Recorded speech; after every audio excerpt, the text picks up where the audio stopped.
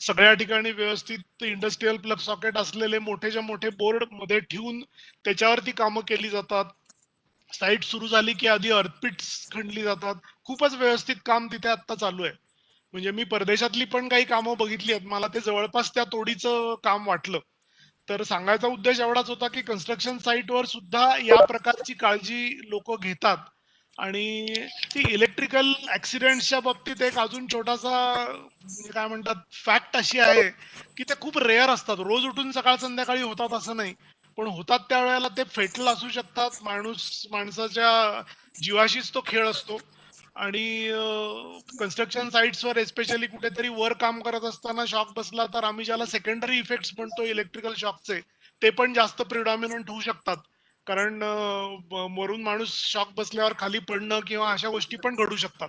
तर या सगळ्या गोष्टींकडे आज आपण जरा आणि जवळून बघूया आणि काय काळजी घेऊ शकतो आपण आणि कशामुळे यातले काही गोष्टी टाळणं शक्य आहे याचा सुरक्षा सप्ताहाच्या औचित्याने एक छोटासा आढावा घेऊया. आजचे आपले वक्ते श्री उमेश पाठक हे आमच्या फोरमचे मेंबर आहेत आणि कन्स्ट्रक्टिव्ह कामामध्ये आम्हाला त्यांचा कायम फायदा होत असतो. त्यांनी रत्नागिरीमध्ये त्याचं इंजिनिअरिंग कम्प्लीट केलंय आणि त्याच्यानंतर बरीच वर्ष कन्स्ट्रक्शन इंडस्ट्रीशी त्यांचा संबंध आहे. काही वेळेला त्यातली quality may be electrical quality check करणं, काही वेळेला ऍक्च्युअल कन्स्ट्रक्शन म्हणजे प्रोजेक्ट्स मधलं इलेक्ट्रिकल डिझाईन करणं, अशा सगळ्या प्रकारचा त्यांचा अनुभव आहे. आणि बऱ्याच साईट्सचा एक्सपिरियन्स गाठीशी असल्यामुळे आज ते आपल्याला काही फंडामेंटल गोष्टी सांगतील आणि त्याच्यानंतर काही चांगले आणि वाईट असे फोटोग्राफ्स त्यांनी कलेक्ट केलेले आहेत, तर ते पण आपल्याला बरंच काही सांगून जाऊ शकतील. तर असं सगळं आहे. पुन्हा एकदा सगळ्यांचं स्वागत. मी पीसीआरएफचं पण स्वागत करतो आम्हाला आणि आभार पण मानतो आम्हाला जॉईन झाल्याबद्दल. कारण ही एक कंबाईंड ऍक्टिव्हिटी आहे. Electrical safety should be a concern to everybody आणि दोन वेगळ्या क्षेत्रात काम करणाऱ्या संस्था एकत्र येऊन जर ह्याच्यात काम केलं तर आणखी चांगलं काम नक्की होऊ शकेल. एक जाता जाता छोटासा उल्लेख करतो की सीईए 2010 जे आपण इलेक्ट्रिकल सेफ्टी बद्दलच्या सेंट्रल गव्हर्नमेंटच्या गाईडलाईन्स मानतो, त्याचं सध्या त्यांच्याच वेबसाईटवर सीईएच्या वेबसाईटवर रिवाइज ड्राफ्ट आलेला आहे. They are going to launch CA 2021 very shortly आणि त्याचा ड्राफ्ट आता वेबसाईटवर अवेलेबल आहे आणि सगळ्यांनी 23 मार्च पर्यंत कॉमेंट देणं एक्सपेक्टेड आहे. तर आता आज जेवढे कोण अटेंड करतायत त्यांना जर इंटरेस्ट असेल तर ते सीईए सेंट्रल इलेक्ट्रिसिटी अथॉरिटी ची वेबसाईट बघू शकतात गव्हर्नमेंट ऑफ इंडियाची. त्याच्यावर तो ड्राफ्ट अवेलेबल आहे. तो डाउनलोड करून आपण बघू शकता की काही आपल्याला सूचना असतील तर सरकारने विचारलेल्या आहेत आपल्याला त्या सूचना सध्या. त्यामुळे त्या विषयावर पण काम करणं पॉसिबल आहे. पाठक सर, तुम्ही सुरू करू शकता आता. हो, एक मिनिट. मी जरा एक दोन छोट्याशा सूचना करतो सगळ्यांना, पार्टिसिपंट्सना. कारण काही जणांना वेबएक्स कदाचित नवीन असेल, तर आपले जर काही प्रश्न असतील, काही शंका आल्या, तर चॅट नावाचं एक तिथे एक छोटासा आयकॉन दिसेल उजव्या हाताच्या कोपऱ्यात खालच्या बाजूला. तर सगळ्यांनी त्या चॅटमध्ये जाऊन तिथे तुमचे प्रश्न टेक्स्ट करा, टाईप करा आणि एंटर करा, सो दॅट ते डिस्प्ले होतील आणि प्रश्नोत्तर हे सगळ्यात शेवटी नंतर घेणार आहोत. दुसरी महत्वाची सूचना म्हणजे म्यूट तुमचा जो आवाज आणि व्हिडिओ जो आहे ते खाली एक स्क्रोल बार आहे, त्याच्यामध्ये तुम्ही तो म्यूट करणं गरजेचं आहे. व्हिडिओ पण तुम्ही बंद करा आणि तुमचा आवाज सुद्धा बंद करा, कारण त्याच्यामुळे प्रॉब्लेम्स येऊ शकतात. म्हणजे okay, thank you very much. Okay, धन्यवाद. विद्युत सुरक्षा सप्ताह किंवा जो सेफ्टी वीक आहे त्या निमित्ताने आज मी काही महत्वाचे इलेक्ट्रिकल सेफ्टीचे महत्वाचे मुद्दे आज मांडतोय. त्याच्यामध्ये सगळ्यात महत्वाचं आपल्याला शॉक का लागतो, त्याच्यानंतर विजेमुळे अपघात होतात किंवा आग लागते तर त्याचं कारण काय, आणि तिसरा अत्यंत महत्वाचा अर्थिंग विषयी काही बेसिक गोष्टी मी आज सांगतो इथे. सगळ्यात पहिलं आपल्याला म्हणजे शॉक का लागतो हा जो एक महत्वाची गोष्ट आहे. तर या बाबतीत खूप जणांचे काही गैरसमज आहेत की तुम्ही हातात लाकूड घ्या किंवा कुठेतरी लाकडावरती नुसते उभे राहिलात तरी तुम्ही सेफ आहात वगैरे. तर तसं नाहीये. तर सगळ्यात पहिली जी स्लाइड आहे याच्यामध्ये पहिली कंडिशन आपली शॉक लागण्याची काय आहे, तर आपण फेज कंडक्टरला स्पर्श केलेला असेल आणि आपण जमिनीवरती उभे आहोत, म्हणजे पायात काही सेफ्टी शूज नाहीयेत किंवा सेफ्टी शूज घातलेले असले तरी ते ओले आहेत किंवा आपण पाण्यात उभे आहोत, तर त्या केसमध्ये आपल्याला शॉक लागू शकतो. आणि त्याचा जो म्हणजे फेज कंडक्टर टू ग्राउंड हा जो पाथ आहे तो आपल्या हातातनं किंवा जो आपला शरीराचा पार्ट या लाईव्ह पार्टला टेकलेला असेल तिथून तो कसा पाथ त्याला मिळतो ते ह्या स्लाइडमध्ये दाखवलंय. म्हणजे याच्यातली पहिली कंडिशन काय आहे, तर जमिनीवर उभे आहोत आणि आपला फेज कंडक्टरला हात लागला. दुसरी गोष्ट, आपण अगदी व्यवस्थित सगळ्या लाकडावरती किंवा रबर मॅटवरती उभे आहोत, पण त्याच वेळेला फेजला किंवा न्यूट्रल, फेज आणि न्यूट्रल अशा दोन्ही कंडक्टरला जर आपला हात लागला किंवा स्पर्श झाला एकाच वेळेला तरी आपल्याला शॉक लागू शकतो. म्हणजे जरुरी नाही की तुम्ही तिथे इन्सुलेटिंग प्लॅटफॉर्म असेल किंवा अजून चांगली बाकी सगळी काळजी घेतलेली असेल तरी त्याचा काही उपयोग नाही, आपल्याला तिथेही त्या कंडिशनमध्ये शॉक लागू शकतो. त्यानंतर पुढचं परत तीच कंडिशन की आपण अगदी चांगल्या प्लॅटफॉर्मवरती उभे आहोत, इन्सुलेटिंग प्लॅटफॉर्मवरती किंवा रबर मॅटवर, पण एक फेज एक साईडला आणि दुसरी फेज अशा दोन्ही फेजला जर आपला स्पर्श झाला तरी आपल्याला शॉक लागू शकतो. त्यानंतर तुम्ही समजा अगदी व्यवस्थित प्लॅटफॉर्मवरती उभे आहात आणि तिथे काहीतरी तुम्ही काम करताय. म्हणजे बऱ्याच जणांना अशी सवय असते की पक्कड वगैरे घ्यायची, लाकडाच्या एखाद्या प्लॅटफॉर्मवरती उभं राहायचं किंवा रबर मॅटवर उभं राहायचं आणि त्या पकडीने काम करायचं. बरं, त्या पकडीचं त्याचं इन्सुलेशन वगैरे काय किती चांगलं आहे या गोष्टी काही बघितल्या जातातच असं नाही. अनेक वेळा जे साईटवरती अवेलेबल असतं ते घेतात आणि त्याचा लाईव्ह वायरचा जॉईंट मारणं असे साईटवरती प्रकार होतात. पण त्याच वेळेला जो दुसरा माणूस जर तुम्हाला दुसऱ्या माणसाने स्पर्श केला आणि तो समजा जमिनीवर उभा आहे, तर त्या केसमध्ये दोघांनाही तिथे शॉक लागायची शक्यता असते. ह्याच्यातलं महत्वाची गोष्ट म्हणजे जे सर्किट आहे ते कम्प्लीट होणं. म्हणजे आपल्याला व्होल्टेजमुळे शॉक लागतो, तर एक पार्ट लाईव्ह म्हणजे शरीराचा कोणताही भाग लाईव्ह कंडक्टरला लागला आणि दुसरा जमिनीशी आपला संबंध आला किंवा न्यूट्रल अथवा अर्थिंग वगैरे असा जर संबंध आला तर आपल्याला शॉक लागतो.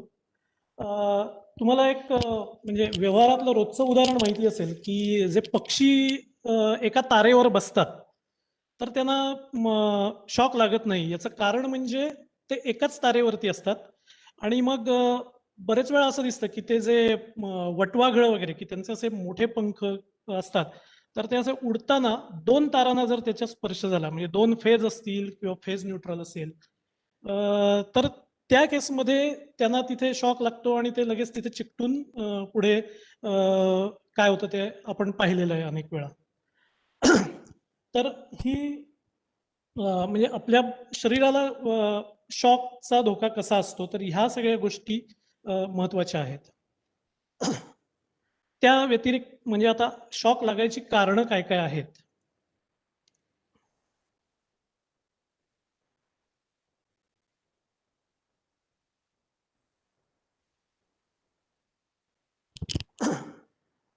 लाईव्ह वायर किंवा पार्ट्सना स्पर्श होणं. दुसरं, फॉल्टी मशीन्स किंवा इक्विपमेंटचा वापर करणं. म्हणजे कधी कधी काय होतं की आपल्याकडे हँड टूल्स वगैरे असतात साईटवरती किंवा इव्हन अगदी आपण घरातला जरी विचार केला तर घरातल्या सुद्धा फ्रीज किंवा अन्य जे ओव्हन वगैरे, तर कधी कधी काय होतं ते जुनं झाल्यानंतर त्याच्यात काही कारणांनी फेज वायर कुठेतरी बॉडीला टेकते आणि मग ती टेकल्यानंतर आपल्याला तिथे शॉक लागायची शक्यता असते. असं त्यानंतर घरातला जर अजून एक विचार केला तर बरेच वेळा गिझर किंवा इस्त्री जिथे मेटलचे पार्ट असतात अशा ठिकाणी जर का समजा आपला स्पर्श झाला आणि जर का समजा ते मशीन फॉल्टी असेल तर तिथेही आपल्याला शॉक लागू शकतो.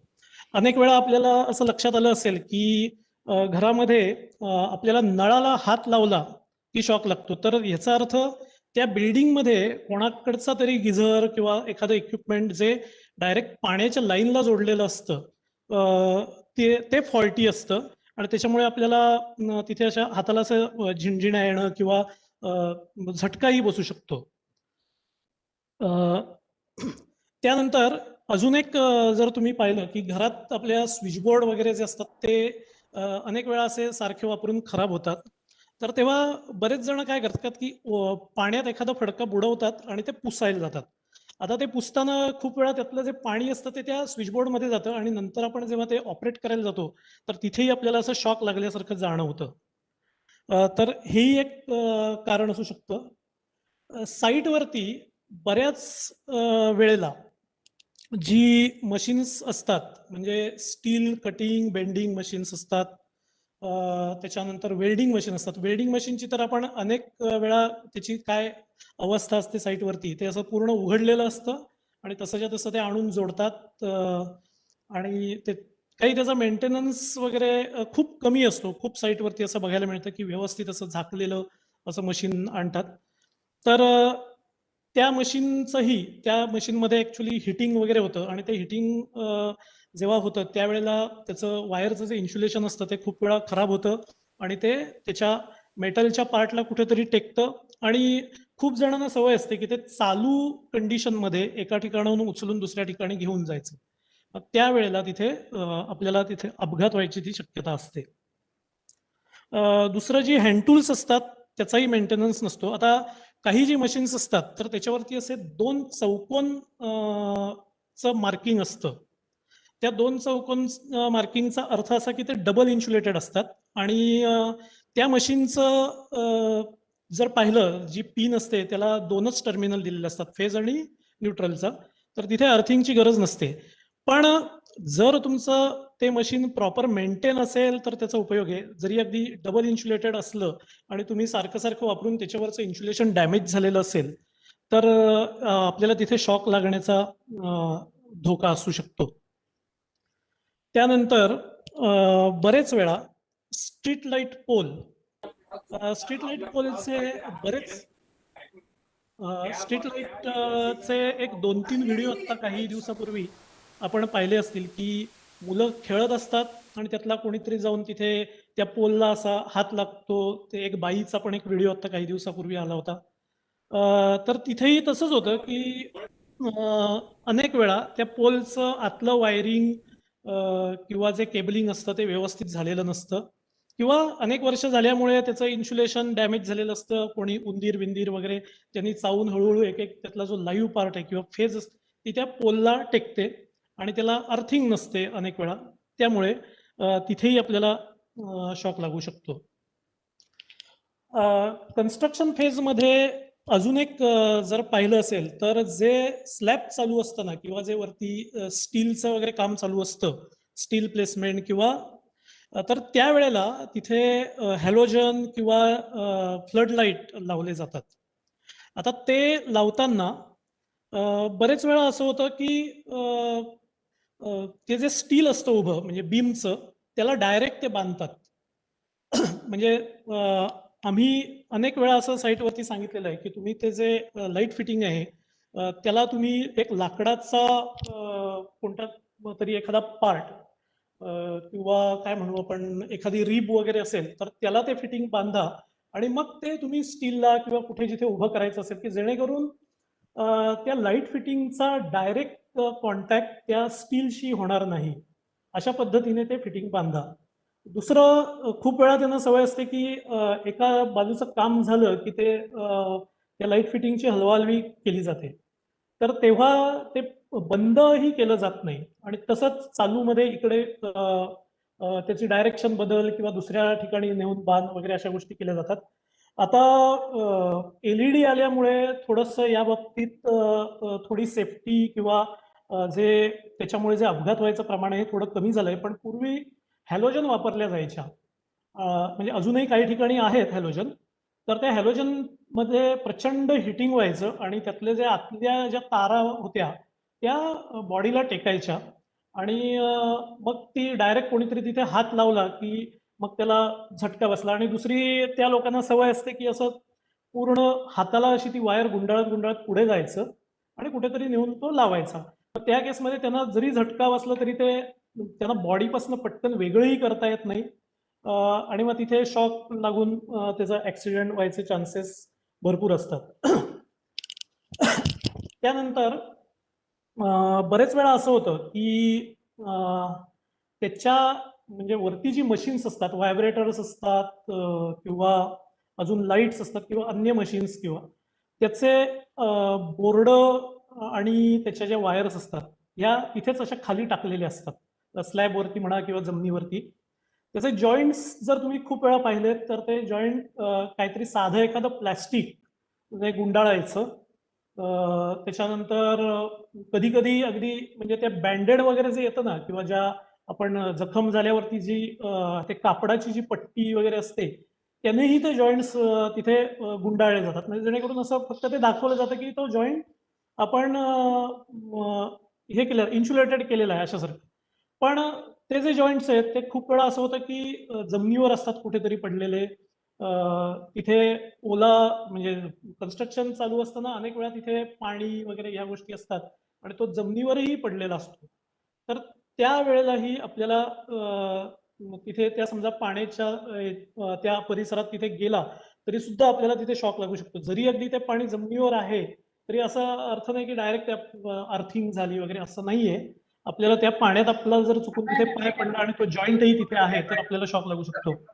त्याच्यानंतर त्या ज्या वायर्स असतात त्या वायर सारख्या सारख्या वापरून त्याच्यावरचं इन्सुलेशनही बरेच वेळा गेलेलं असतं आणि ते लक्षात येत नाही खूप जणांच्या. आणि जसं मी मगाशी म्हटलं की ती वायर अशी गुंडाळत गुंडाळत आणि ती हातात किंवा अशी कुठेतरी अगदी एका ठिकाणी मी ती गळ्यात सुद्धा लोकांनी काही गुंडाळून नेताना पाहिलेली आहे. तर या सगळ्या गोष्टी साईटवरती खूप वेळा बघायला मिळतात.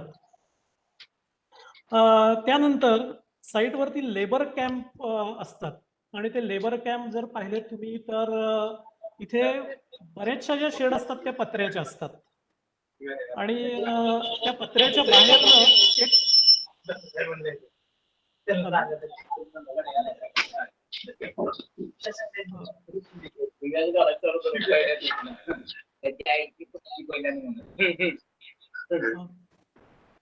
कोणाचं तरी माईक ऑन.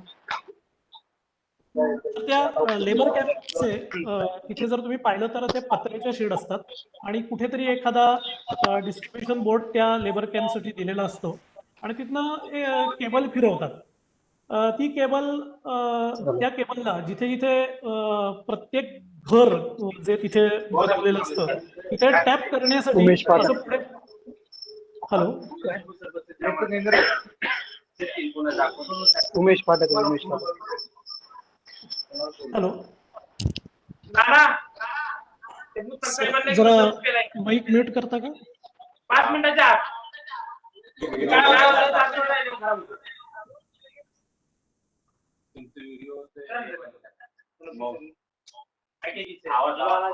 कोणाच? हॅलो हाँ सर, यू कॅन कंटिन्यू. हा ओके ओके ओके. हा तर तिथे खूप वेळा असं होतं की ती वायर जी असते ती एकच वायर टाकलेली असते, त्याला तिथे जॉईंट देत देत असं पुढे पुढे पुढे जातात. काही दिवसांनी तिथे अजून असं होतं की बरेच जण तिथले जे लेबर कॅम्पची जी लोक असतात ती त्याला बऱ्याच गोष्टी जोडत जोडत अशा पुढे पुढे जातात आणि मग नंतर त्याच्यावरती कोणाचा कंट्रोल नसतो. इथे मेंटेनन्ससाठी माणूस त्या लेबर कॅम्पसाठी म्हणून असं कोणी डेडिकेटेड ठेवत नाही खूप वेळा. आणि मग नंतर अनेक वेळा ती वायर त्या पत्र्याला टेकणं. बरं, आणि लेबर कॅम्पमध्ये लहान मुलं असतात, त्याच्यानंतर तिथे लेडीज किंवा अशा आणि तिथला बराचसा जो परिसर असतो तो तिथे पाणी बिणी वगैरे याच्याशी संबंधित संपर्क येण्याची शक्यता असते. आणि मग ती तार लाईव्ह तार कुठेतरी टेकते, मग त्याला कोणाचा तरी हात लागतो आणि मग तिथे ऍक्सिडेंटचे चान्सेस असतात. हा प्रकार अनेक वेळा पाहिलेला आहे.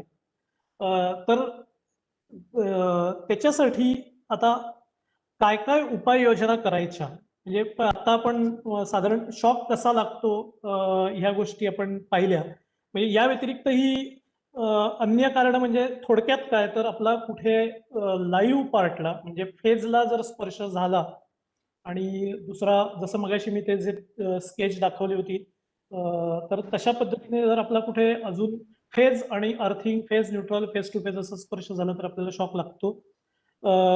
तर त्याच्यावरती आता उपाययोजना काय, म्हणजे ही कारणं तर झाली, त्याच्या पुढचा पार्ट म्हणजे आता उपाययोजना. सगळ्यात महत्वाचं म्हणजे स्विच गिअर मध्ये ELCB आणि RCCB ह्याचा वापर करणं गरजेचं आहे कन्स्ट्रक्शन पॉवरच्या फेजमध्ये. हा नुसता कन्स्ट्रक्शन पॉवरचंही नाही, हे प्रत्येक घरगुती वापरासाठी सुद्धा हा लागू होतो. म्हणजे जिथे जिथे कुठे आपला डायरेक्ट आपण संपर्क आपला एखाद्या इक्विपमेंटशी येऊ शकतो अशा प्रत्येक ठिकाणी ELCB RCCB वापरणं गरजेचं आहे. ELCB म्हणजे अर्थ लिकेज इंडिकेटर. पाठक सर, हा हो मी नमस्कार, मी BG शिर्केमधनं बोलतोय, कर्नल अडसर. इफ हा, आय बोला. रिक्वेस्ट, आमचे काही साऊथ इंडियाचे काही साईटचे लोक जॉईन झालेले आहेत. इज इट ओके और is it convenient to communicate in Hindi also? हिंदीत पण थोडं सांगितलं तर त्यांना समजेल. ओके ओके बर, ठीक आहे. हिंदी चालू शकेल का? चालेल चालेल, हिंदी मधून चालेल. ओके, ठीक है ठीक है. अभी शॉक के लिए हमें अभी क्या क्या प्रिकॉशंस लेने हैं उसके बारे में हम डिस्कस करेंगे.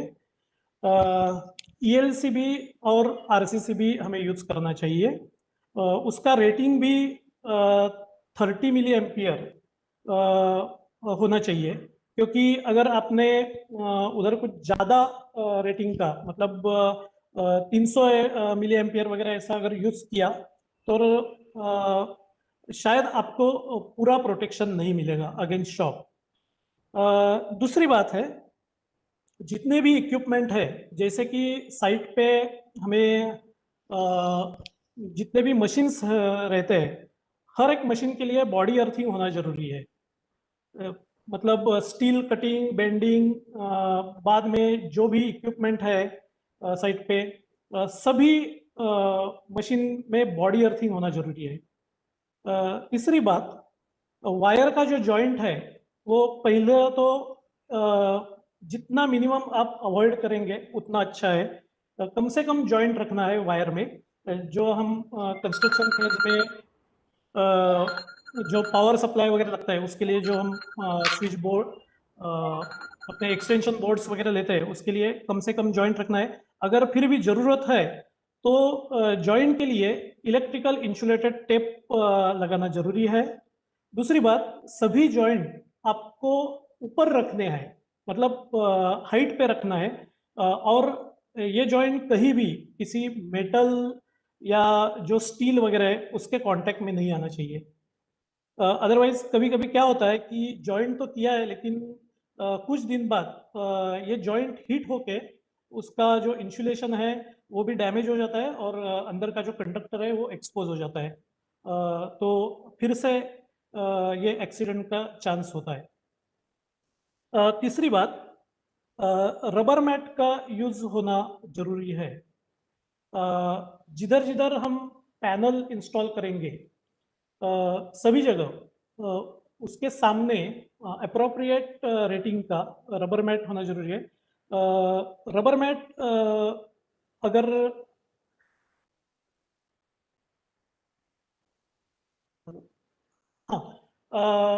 कभी कभी क्या होता है, रबर मैट भी हमने उधर बिछा दिया है लेकिन उस पर अगर पानी वगैरह गिरा है तो उसका भी कोई फायदा नहीं है. तो जो पैनल्स आपको इंस्टॉल करने हैं वो पूरे ड्राई एरिया में, ताकि उस पर ऊपर से या नीचे भी कहीं पानी जमा ना हो. ये सबसे जरूरी बात है, तो ही रबर मैट वर्क होगा। तीसरी बात, बहुत लोगों को ये आदत है कि लाइव वायर का जॉइंट करना। तो ये आप कभी भी कितनी भी इमरजेंसी हो, अ, थोड़े देर के लिए आप पावर डिस्कनेक्ट करो, उसके बाद इंसुलेटेड ये प्लायर लेके या स्क्रू ड्राइवर से आपको वो जो जॉइंट वगैरह जो करना है वो कर लो, और फिर से आप पावर सप्लाई चालू करो। उस वक्त आपको ये भी प्रिकॉशन लेना है कि आपने सप्लाई तो बंद किया है और आप कहीं दूसरी जगह जाके काम कर रहे हैं, लेकिन उस वक्त उस पैनल के पास कोई तो आदमी खड़ा होना चाहिए कि पावर सप्लाई बंद हो गया, उसके लिए आगे वाला कोई आके वो फिर से चालू करे। एक तो उधर लॉक होना चाहिए, अगर लॉक पॉसिबल नहीं है तो फिर कोई साथ में जो आपके कोई एक आदमी उधर खड़ा कीजिए, जब तक काम नहीं होता है तब तक वो पावर सप्लाई ऑन नहीं करेगा। शॉक नहीं लगना चाहिए, इसके लिए ये मिनिमम प्रिकॉशंस ये इतने लेने ही चाहिए। और जैसे मैंने बताया कि बहुत जगह कुछ लोगों की गलत फहमी है कि हाथ में एक लकड़ी का डंडा लो और काम कर लो, तो उसका भी कुछ भी फायदा नहीं है। जैसे मैंने जो प्रीवियस स्लाइड्स वगैरह दिखाए थे, एक साइड पे मैंने ये एक्सपीरियंस किया था कि ऊपर ये ओवरराइड लाइंस थे और उधर पेड़ काटना था। तो उन्होंने क्या किया, जेसीपी का जो बकेट है उसमें उस आदमी को चढ़ा दिया और उसको बताया कि ये लो, एक वुडन एक स्टिक उसके हाथ में दिया और बताया कि ठीक है अभी जाके आप कुछ भी कर लो। तो ये टोटल गलत है, क्योंकि उनको जानकारी नहीं थी और ठीक से जो साइट का जो पर्सन था वो भी नॉन टेक्निकल था। तो जैसे ही ये नोटिस हुआ तो वो काम हमने रुकवा दिया था। तो ये फर्स्ट पार्ट हो गया शॉक के बारे में। नेक्स्ट अगला पार्ट है जो फायर, इलेक्ट्रिक की वजह से जो फायर लगती है, तो उसके रीजंस क्या क्या है। पहली बात है ओवरलोड। ओवरलोड मतलब कभी कभी क्या होता है, वायर केबल या स्विच गियर उसकी जो कैपेसिटी है उससे ज़्यादा लोड उस पर दिया जाता है। मतलब कभी कभी उसका ठीक से प्रॉपर कैलकुलेशन नहीं किया जाता और आगे आगे उस पर लोड कनेक्ट करते जाते हैं लोग। तो उसमें क्या होता है कि वायर का जो करंट कैपेसिटी है उससे ज़्यादा उस पर लोड आ जाता है और उस वायर का धीरे धीरे हीटिंग चालू हो जाता है। सेम स्विच गियर का भी वैसे ही होता है। स्विच गियर का कैपेसिटी जो है उससे ज़्यादा अगर उससे करंट फ्लो हो रहा है तो गर्म होते होते उसमें कुछ दिन के बाद फायर भी पकड़ सकती है। तो पहले हमें ये बीच बीच में चेक करना है कि जो हमने वायर उधर या केबल इंस्टॉल किया है उसमें कितना करंट फ्लो हो रहा है, वो कहीं उसकी कैपेसिटी से ज़्यादा तो उस पर लोड हमने कनेक्ट नहीं किया है। बहुत बार ऐसा भी होता है कि डिज़ाइन या उसका लोड कैलकुलेशन गलत हो। मतलब बहुत बार ऐसा एक जनरलाइज स्टेटमेंट किया जाता है कि ठीक है चलो इधर 63 एम्पियर का एक एमसीबी लगा लो और आगे ये कॉपर का एक केबल डाल दो और काम चालू करो। तो कॉपर का केबल समझो 2.5 का अगर लगाया और उसके पीछे 63 एम्पियर्स का स्विच गियर है, तो जब ऐसा कुछ ओवरलोड होगा तो 63 एम्पियर का एमसीबी उसको प्रोटेक्ट नहीं करेगा। तो ये वायर गर्म होते जाएगा और एक पॉइंट ऐसा आएगा कि वो उसका जलना चालू हो जाएगा। तो ये एक रीजन है। दूसरा, बहुत बार एक मार्केट में अभी ऐसे केबल भी है कि उसका करंट कैपेसिटी बहुत ज़्यादा है, लेकिन उनका अगर आप चार्ट देखोगे करंट कैरिंग कैपेसिटी का तो उसमें क्लियर मेंशन किया हुआ है कि आप उस वायर का सिंगल रन अगर डालोगे तो उसका करंट कैरिंग कैपेसिटी कितना है बंच होगा तो उसका करंट कैरिंग कैपेसिटी कितना है। ये उन जो मैन्युफैक्चरर है उन्होंने ये क्लियर दिया है, लेकिन उसको बहुत लोग इग्नोर करते हैं और उनको लगता है कि इसका करंट कैपेसिटी ज़्यादा है तो चलो इसमें डाल देते हैं, लेकिन बाद में क्या होता है, पैनल में या कहीं जिधर इंस्टॉल किया है उसके बहुत सारे रन, 3 रन 6 रन 7 रन ऐसे जब उसका बंच होते जाता है तो वो डिरेट होती है केबल और उसका हीटिंग चालू हो जाता है। ये अभी बहुत जगह हमने नोटिस किया है। एक जगह तो पावर फैक्टर पैनल में ये केबल यूज किया था उन्होंने, यही इसी कैलकुलेशन से, और उधर जैसे पावर फैक्टर पैनल चालू किया और उस पर कुछ नॉमिनली लोड था, लेकिन इमीडिएट ये वायर का टेम्परेचर 10 मिनट में उसका 50-60 डिग्री तक गया तो हमें वो तुरंत बंद करना पड़ा। तो ये भी एक चीज ध्यान में रखनी जरूरी है। और उसके साथ जो वायर का जो रन है, सिंगल रन है और उसका साइज समझो 10U 6U 8U ऐसा है, तो टर्मिनेशन जिधर होता है उधर उसका लग्स भी उसी साइज का लगाते हैं। मतलब अभी समझो एक 10U केबल है तो उसके लिए उसका कुछ करंट रेटिंग समझो 65 एम्पियर, मैं जस्ट एक रफली बता रहा हूँ, 65 एम्पियर है तो लक्स का भी रेटिंग वही लगाते हैं, लेकिन एक्चुअली जो केबल ये अंदर का जो कंडक्टर है उसका साइज बहुत कम रहता है, तो ये लक्स का साइज उधर डिरेट हो जाता है और उधर हीटिंग चालू हो जाता है। दूसरी बात, जब इंफ्रास्ट्रक्चर का एक्सपेंशन होता है किसी भी, तो बहुत लोग ये उधर क्या क्या लोड दिया है, ये जैसे मैंने पहले ही बताया कि आगे आगे वो कनेक्ट करते जाते हैं और उनको पता नहीं चलता कि ये जो इंफ्रास्ट्रक्चर है वो कितना लोड हैंडल करने में सक्षम है। अभी ओवरलोड से इम्पैक्ट क्या होता है, तो वायर केबल स्विच गियर जो भी है वो हीट होना चालू हो जाता है, और ये जो प्रोसेस है वो ऐसा इमीडिएट आपको पता नहीं चलेगा कि इस वायर पे ये इस वायर का हीटिंग हो रहा है। जब आप उधर जाके कुछ हाथ लगाओगे या थर्मोग्राफी करोगे तो ही पता चलेगा, तब तक ये वायर गर्म हो जाता है, उसका इंसुलेशन भी डैमेज होना चालू हो जाता है। और एक टाइम ऐसा आता है कि उसका इंसुलेशन भी डैमेज हो गया, वो बॉडी में कहीं टच हो गया और वो जलना चालू हो जाता है, वायर हो या कोई भी, और वहां से फायर का धोखा चालू हो जाता है। तीसरी बात, शॉर्ट सर्किट, ओवरलोड के बाद शॉर्ट सर्किट, ये भी एक फायर का एक इम्पॉर्टेंट रीजन है।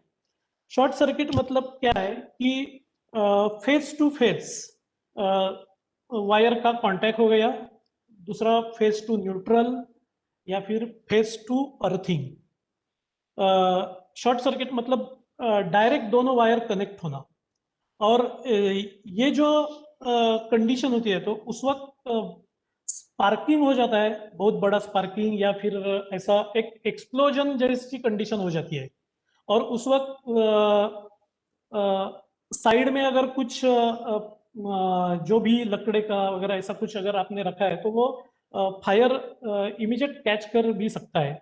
और शॉर्ट सर्किट की वजह से बहुत बार हमने सुना होगा कि शॉर्ट सर्किट हुआ और वहां से ये उस बिल्डिंग में आग लगी वगैरह, ऐसा मतलब जनरली यही बोला जाता है कि शॉर्ट सर्किट की वजह से उधर उस बिल्डिंग में आग लग गई। तीसरी बात है लूज कनेक्शंस। लूज कनेक्शन ये सबसे खतरनाक चीज है। बहुत बार क्या होता है कि कनेक्शन कर दिया लेकिन वहां तक कोई देखता नहीं है कि उसका कनेक्शन बाद में उधर क्या कंडीशन है। बहुत जगह ऐसा देखने में आया कि बस बार का भी कनेक्शन जो पैनल में होता है तो उसमें आपको उधर मार्किंग भी मिलता है कि ये टॉर्क उसका चेक किया, ये किया, सब उसका मार्किंग वगैरह करते हैं, लेकिन उसमें गैप रहेगा तो ये जो गैप रहता है वो उसको भी हम लूज कनेक्शन ट्रीट कर सकते हैं। बाद में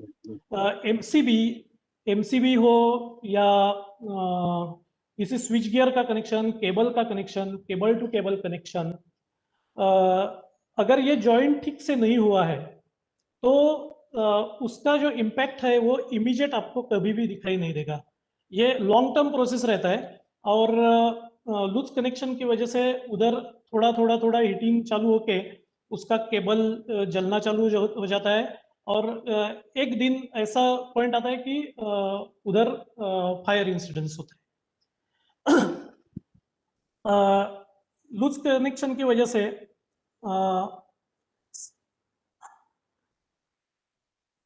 पैनल हो या घर में भी अगर आप देखोगे तो जो अपने सॉकेट्स वगैरह रहते हैं, तो सॉकेट का जो जिधर हमने कंटिन्यूअस ऐसा फ्रिज माइक्रोवेव वगैरह लगाते हैं और उसके अंदर का जो कनेक्शन है वो अगर लूज है तो सॉकेट कुछ दिन के बाद ऐसा काला पड़ जाता है और वहां से स्पार्किंग का आवाज भी आता है आपको कुछ दिन के बाद।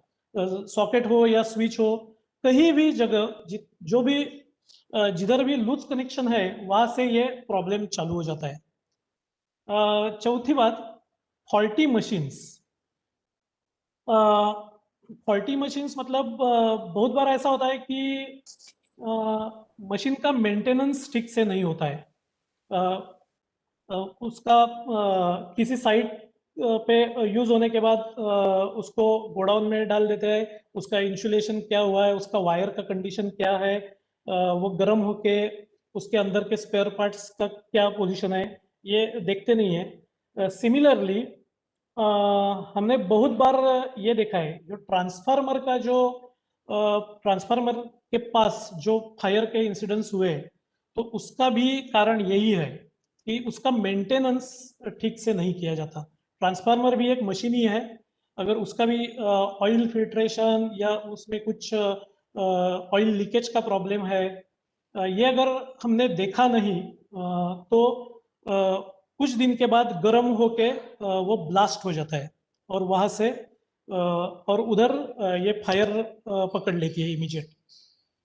ट्रांसफार्मर का एक्सप्लोजन आपने बहुत जगह देखा होगा।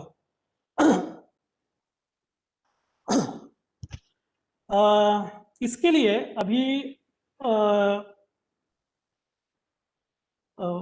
आपको ये जो चीजें हैं ये अवॉइड करने के लिए आपको क्या करना है, तो पीरियोडिक मेंटेनेंस जरूरी है। कंस्ट्रक्शन फेज में भी हम इनिशियली जो साइट पे एक बीओक्यू देते हैं उसमें कंस्ट्रक्शन पावर अरेंजमेंट का एक सेक्शन होता है। उसमें उसमें एक मेन पैनल रहता है, वहां से सब डिस्ट्रीब्यूशन, सिंगल फेज सॉकेट के लिए एक डिस्ट्रीब्यूशन अलग सा रहता है, 3 फेज के लिए डिस्ट्रीब्यूशन अलग रहता है और उसका मेंटेनेंस भी उसी एजेंसी ने, जो भी उधर इलेक्ट्रिकल एजेंसी है उसी ने करना चाहिए, या फिर जिसको वो काम दिया है उनको हमेशा वो चेक करना चाहिए। अगर ये पीरियोडिक मेंटेनेंस नहीं किया तो ये हीटिंग, शॉर्ट सर्किट वगैरह ये इंसिडेंट्स हो सकते हैं।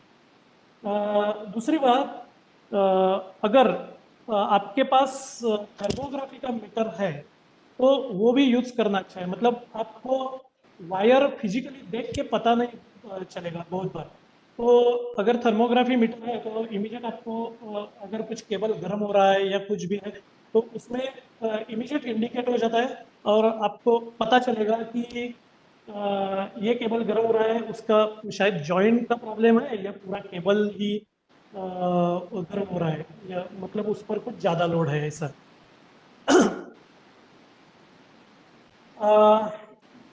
बहुत बार ऐसा होता है, ये जो 5वां पॉइंट है, इम्प्रॉपर वेंटिलेशन और कूलिंग, या फिर जगह जो इलेक्ट्रिकल रूम के लिए दी जाती है। एस्थेटिक या किसी भी चीज़ की वजह से ऐसा बहुत बार होता है कि इलेक्ट्रिकल के लिए जगह बहुत कम दी जाती है और उसका यूटिलाइजेशन और कुछ चीज़ों के लिए, मतलब जैसे कि शोरूम हो या उसमें कुछ स्टोरेज या ऐसे बहुत बार हम देखते हैं कि इलेक्ट्रिकल रूम में थोड़ी भी जगह मिली तो बाकी सारी जगह उनको खाली मिलेगी, लेकिन इलेक्ट्रिकल रूम ही भरा हुआ दिखता है हमें बहुत बार। उसमें क्लीनिंग वाला भी कुछ सामान रखता है, बाद में कुछ कपड़ा विपड़ा, बहुत बहुत सारी चीज़ें हमें दिखाई देती है। तो ये एक चीज़ है। और दूसरा, उसके लिए जो प्रॉपर वेंटिलेशन होना चाहिए, इलेक्ट्रिकल पैनल हो, इलेक्ट्रिकल पैनल या जो भी इक्विपमेंट है उसमें हीट जनरेशन तो थोड़ा बहुत होता ही है। और उस हीट के लिए हमने वो बाहर जाने के लिए अगर जगह नहीं दी तो अंदर का टेम्परेचर बढ़ते जाता है और उसका इम्पैक्ट पैनल के स्विच गियर्स हो या अंदर का वायरिंग हो उस पर होता है। और ये सब कुछ दिन के बाद हमें पता चल जाता है कि अंदर का टेम्परेचर बहुत बढ़ गया, तो जो हमें डिजायर्ड टेम्परेचर है उससे ज़्यादा बढ़ते जाता है। और एक दिन उसमें हमें पता चलता है कि कुछ ना कुछ जल रहा है वगैरह, ऐसा प्रॉब्लम चालू हो जाता है।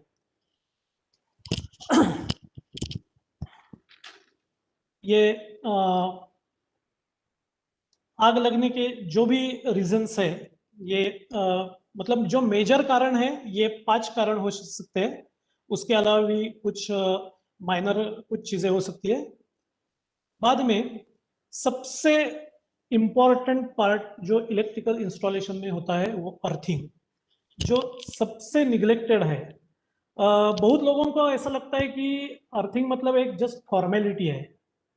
अर्थिंग के बारे में इधर बहुत सारे सेमिनार्स भी हुए हैं, तो उसका इंस्टॉलेशन कैसे किया जाता है, उसका मेथड क्या है वगैरह, ये तो टेक्निकल ये चीज़ें हमने पिछले कुछ सेमिनार में देखी है। उसके कुछ वीडियोस भी आपको यूट्यूब में अवेलेबल भी होंगे इस विद्युत सुरक्षा मंच के प्लेटफॉर्म पर। सबसे इम्पोर्टेंट चीज अर्थिंग का जो एग्जीक्यूशन होता है अर्थ पिट का, वो सबसे महत्वपूर्ण है। सबको लगता है कि जस्ट एक कुछ रॉड जमीन में डाल दिया, उस पर मिट्टी डाली या कंपाउंड डाल दिया तो अपना अर्थिंग हो गया। और वहां से कौन सा वायर अंदर लेना है, उसका जॉइंट्स कैसे होना चाहिए, इसके बारे में कोई सोचता भी नहीं है। क्योंकि सॉरी टू से बहुत सारे इलेक्ट्रिशियंस या इलेक्ट्रिकल क्या इंजीनियर्स भी मैं कह सकता हूँ कि वो भी इसके बारे में अवेयर नहीं है कि ये चीज़ कितनी इम्पोर्टेंट है।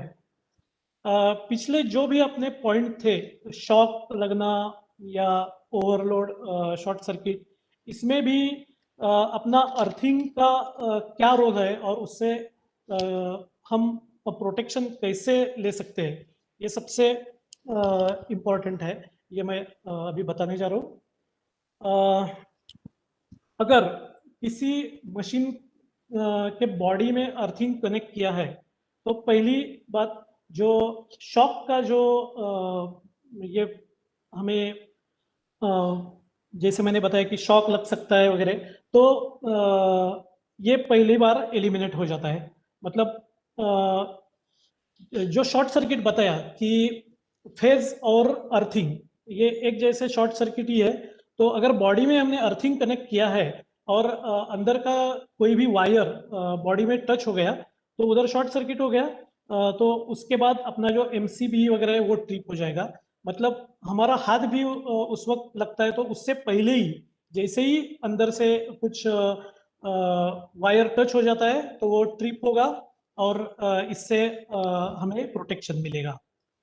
तो हर एक मशीन, हर एक लाइट फिटिंग जिसमें कुछ मेटल्स पार्ट है, लाइट फिटिंग हो या इक्विपमेंट हो, फैन हो, जिसमें भी मेटल पार्ट है उसको अर्थिंग कनेक्ट करना बहुत जरूरी है। तो इसके लिए हमें अर्थिंग पहले कैसे करना है। अर्थिंग करते वक्त बहुत बार ऐसा होता है कि जो अभी नया बोर अर्थिंग का ये या मेंटेनेंस फ्री अर्थिंग हम करते हैं, तो उस वक्त क्या होता है कि बहुत जगह उधर बैक फिलिंग होता है या लूज सॉइल होता है। तो उस वक्त लोग क्या करते हैं कि उसमें पीवीसी केसिंग डालते हैं, और जो पीवीसी केसिंग है वो बाद में वैसे ही रखते हैं। मतलब पूरा जो लेंथ है वो पूरा लेंथ पीवीसी केसिंग उसमें रखते हैं। तो ऐसा अगर अर्थिंग आपने किया तो उसका कुछ भी फायदा नहीं है। मतलब पीवीसी मतलब वो ये इलेक्ट्रिकल कंडक्टिव मटेरियल तो है नहीं। तो आपने जो भी उसमें डाला है उसके अंदर केमिकल कंपाउंड हो या जो भी है उसका डायरेक्ट कांटेक्ट ठीक से सराउंडिंग सॉइल से नहीं हो सकता है। दूसरी बात, अर्थिंग करने के बाद बहुत बार ऐसा होता है कि उसमें जो कंपाउंड डाला है वो नीचे दब जाता है और उसका पानी सब निकल जाने के बाद, और उसका जो ऊपर का रॉड है वो ऐसा ही हॉलो रहता है। तो नेक्स्ट डे आपको उसमें अगर कुछ ज़रूरत है टॉप अप करना है तो वो करने की ज़रूरत है। तभी आपको उसका वैल्यू प्रॉपर मिलेगा। बाद में रॉड तो आपने ठीक से उसका इंस्टॉलेशन कर दिया। हेलो,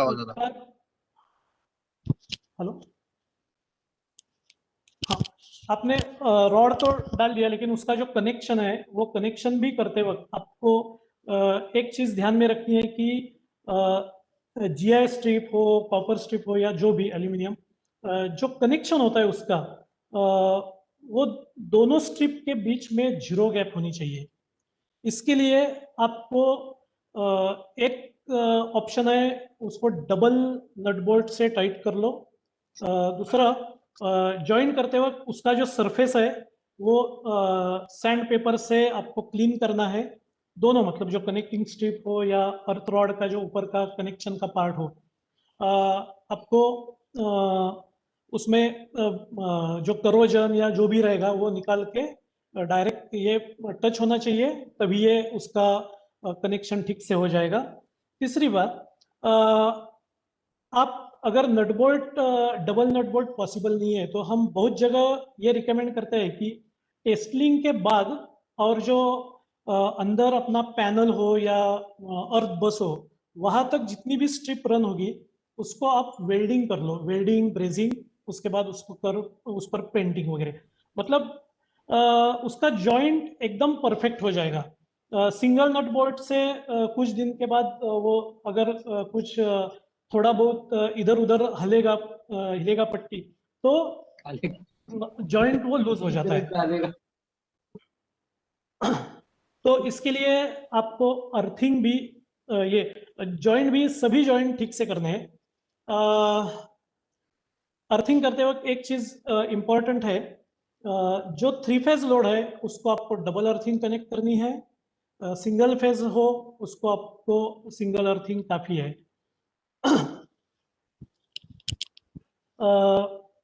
अर्थिंग का और एक इम्पोर्टेंस ये है कि ट्रांसफार्मर का जो न्यूट्रल पॉइंट होता है वो बहुत बार उधर ठीक से अर्थिंग नहीं किया जाता। उसके वजह से अगर कंस्ट्रक्शन फेज में आपको पता चलता है कि बहुत बार ऐसा होता है कि लोड बैलेंसिंग रहता नहीं है। मतलब ये ऑब्वियस है, उस पर किसी का कंट्रोल रहना मुश्किल है। तो उस वक्त ये न्यूट्रल अर्थिंग, मतलब ट्रांसफार्मर का जो न्यूट्रल पॉइंट है उसको सॉलिड अर्थिंग कनेक्शन होना जरूरी है। मतलब वो जो पॉइंट है वो 0 पॉइंट ठीक से मेंटेन होगा। तो किसी फेज पे समझो 100 एम्पियर है, दूसरे फेज पे 50 एम्पियर है, तीसरे फेज पे 75 एम्पियर है, तो उस पर कुछ इम्पैक्ट नहीं होगा। अदरवाइज कभी कभी ऐसा होता है कि उसका जो 3 फेज वोल्टेज है वो तो आपको ठीक से दिखाई देगा, लेकिन सिंगल फेज वोल्टेज है उसमें आपको वेरिएशन दिखाई देगा। एक प्रोजेक्ट पे हमने नोटिस किया था, वहाँ न्यूट्रल अर्थिंग ऑलमोस्ट था ही नहीं, और उसका सिंगल फेज वोल्टेज 280 वोल्ट तक गया था। 280 वोल्ट उसका स्नैप्स मेरे पास है। तो हमने जैसे रिटर्न ये रिवर्स हम चेक करते गए तो वहाँ पता चला कि वहाँ न्यूट्रल अर्थिंग था ही नहीं। जैसे उसका कनेक्शन हो गया तो ऊपर भी हमें ठीक से वोल्टेज मिल गया, और जो उनके पार्ट्स वगैरह जो इलेक्ट्रॉनिक पार्ट थे वो भी 280 वोल्ट की वजह से डैमेज हुए थे, और सारे लाइट फिटिंग जल गए थे। ये चीज कंस्ट्रक्शन फेज में भी हो सकती है। कंस्ट्रक्शन फेज में या उसके बाद अगर प्रोजेक्ट कंप्लीट होता है उस वक्त भी ये चीज हो सकती है कि इसी फ्लैट में सिंगल फेज डिस्ट्रीब्यूशन हो, 3 फेज डिस्ट्रीब्यूशन हो, वहां आपको जो सिंगल फेज का वोल्टेज है वो ज्यादा उधर दिखाई देता है, और ये सबसे बहुत मतलब डेंजर सिचुएशन है। तीसरी बात, घर में हो या प्रोजेक्ट पे जितने भी पावर सॉकेट्स है, इंडस्ट्रियल पावर सॉकेट हो या अपना रेगुलर 15 एम्पियर 25 एम्पियर का, उसमें अर्थिंग कनेक्ट होना बहुत जरूरी है। कभी कभी ऐसा होता है कि सॉकेट में तो कनेक्शन कर दिया है लेकिन उसका जो केबल आगे गया है तो वहाँ ही अर्थिंग नहीं है। ये बहुत जगह होता है, तो उधर हमें पता चलता है कि न्यूट्रल टू फेज उधर लैंप आपको टेस्ट लैंप से अगर चेक करोगे तो न्यूट्रल फेज में तो लैंप जलेगा, लेकिन फेज और अर्थिंग में अगर आप लगाओगे तो वहाँ लैंप नहीं जलेगा। ऐसी सिचुएशन भी बहुत बार होती है, तो उससे भी हमें पता चलता है कि वहाँ अर्थिंग नहीं है। मतलब उसमें मीटर से भी हम चेक कर सकते हैं न्यूट्रल और फेज के बीच का वोल्टेज और अर्थिंग और फेज के बीच का भी वोल्टेज, उससे हमें पता चलेगा। तो अर्थिंग ये सबसे इम्पोर्टेंट चीज है इलेक्ट्रिकल इंस्टॉलेशन में। सेफ्टी और अर्थिंग ये दोनों पैरेलल वर्ड है ऐसा मुझे लगता है। अभी सेफ्टी इक्विपमेंट्स कंस्ट्रक्शन फेज में साइट पे हमें मिनिमम जो रिक्वायरमेंट है ये क्या क्या होनी चाहिए। Following tools and equipments must be available at site. Calibrated multimeter, site पे मल्टीमीटर तो बहुत बार होता है लेकिन मिसयूज की वजह से उसका वोल्टेज ठीक से नहीं दिखाई देता। मतलब अगर 220-25 वोल्ट भी है तो उस पर ज़्यादा भी दिखता है कम भी दिखता है, तो ऐसा नहीं होना चाहिए। कैलिब्रेटेड मल्टीमीटर साइट पे होना जरूरी है। Cutting plier with proper insulated grip, मतलब जैसे इसमें मैंने एक फोटो दिखाया है तो प्लायर तो रहता है लेकिन जो इंसुलेशन है उसका वो बहुत बार कटा हुआ रहता है, और जैसे लोगों को आदत है कि लाइव कंडक्टर में जॉइंट वगैरह देना, एक तो नहीं करना चाहिए, लेकिन अगर कर भी रहे हैं तो अगर इंसुलेशन प्रॉपर नहीं है तो ये शॉक लगने का उधर धोखा है। तीसरी बात, टेस्टर, लाइन टेस्टर वो भी जरूरी है, मतलब कहाँ कहाँ सप्लाई आया है नहीं आया है वो पता चलता है। टेस्ट लैम्प, टेस्ट लैम्प से हमें पता चलता है कि उधर सप्लाई है नहीं है। टेस्टर पे क्या होता है कि टेस्टर पे आपको वोल्टेज कम भी है तो भी पता चलेगा, कुछ लीकेज भी है तो भी पता चलेगा, लेकिन टेस्ट लैम्प से आपको पता चलेगा कि हाँ ठीक है इधर हमें सप्लाई ठीक से आ रहा है। स्क्रू ड्राइवर सेट कुछ आपको कनेक्शन वगैरह जो भी करना है उसके लिए साइट पे जरूरी है। स्क्रू ड्राइवर अगर नहीं होता है तो बहुत से लोग कुछ भी मतलब साइट पे ऐसा ही बना के लेते हैं, मेटल का एक जो स्टील का रॉड भी है उससे भी काम चलाते हैं। तो प्रॉपर उसका ग्रिप वगैरह ऐसा इंसुलेटेड ग्रिप रहने वाला स्क्रू ड्राइवर आपके पास जरूरी है। इलेक्ट्रिकल सेफ्टी शूज, जो भी साइट का मेंटेनेंस का आदमी रहेगा उसके पास इलेक्ट्रिकल सेफ्टी शूज, और वो भी अच्छी कंडीशन में होने जरूरी है। उसमें पानी वगैरह आपको वो वेट एरिया में नहीं रखने हैं या फिर ऐसे आउटडोर में नहीं रखने हैं ताकि उसमें पानी हो। अगर उसमें पानी गया या गीले शूज है या नीचे से कुछ डैमेज वगैरह है तो उस सेफ्टी शूज का भी कुछ फायदा नहीं है। इंसुलेशन टेप, बहुत बार जैसे मैंने बताया कि वायर का जॉइंट प्लास्टिक से या जैसे बैंडेड वगैरह इससे किया जाता है, तो वो अवॉइड करना है। इसके लिए इलेक्ट्रिकल इंसुलेशन टेप होनी जरूरी है। हैंडलैम्प, टॉर्च, बहुत बार कंस्ट्रक्शन फेज में रात में भी काम होता है, तो उस वक्त कुछ इमरजेंसी हो या कुछ भी हो, उसके लिए आपके पास टॉर्च होनी जरूरी है। मतलब कभी कभी होता है कुछ लोड या कुछ फॉल्ट की वजह से पूरा प्रोजेक्ट का सप्लाई बंद हो जाता है, तो उस वक्त आपको उसको रिस्टोर करने के लिए आपके पास लाइट या जो भी जो सोर्स है, लैंप वगैरह, वो होना जरूरी है। तीसरी बात, ये लास्ट पार्ट, हैंड ग्लोव्स।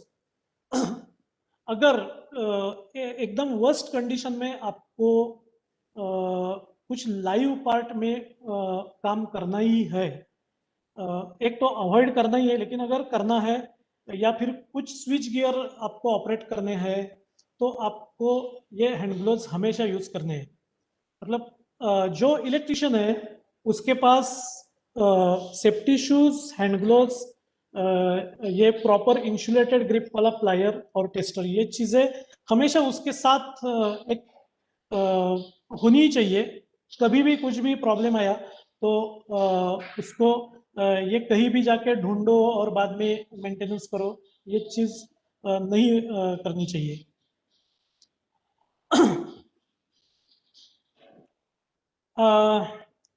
जैसे मैंने बताया कि इलेक्ट्रिकल सेफ्टी में ये जो चीज़ें हैं, स्विच गियर्स, ये इसका रोल बहुत इम्पोर्टेंट है। पहला जो ये है स्विच। स्विच हम जनरल कोई भी छोटा सा मशीन ऑन ऑफ करने के लिए यूज करते हैं। इससे सिर्फ सप्लाई बंद हो जाता है, ना उसमें कुछ प्रोटेक्शन है, बाकी का कुछ नहीं है। उसके बाद एमसीबी, मिनिएचर सर्किट ब्रेकर।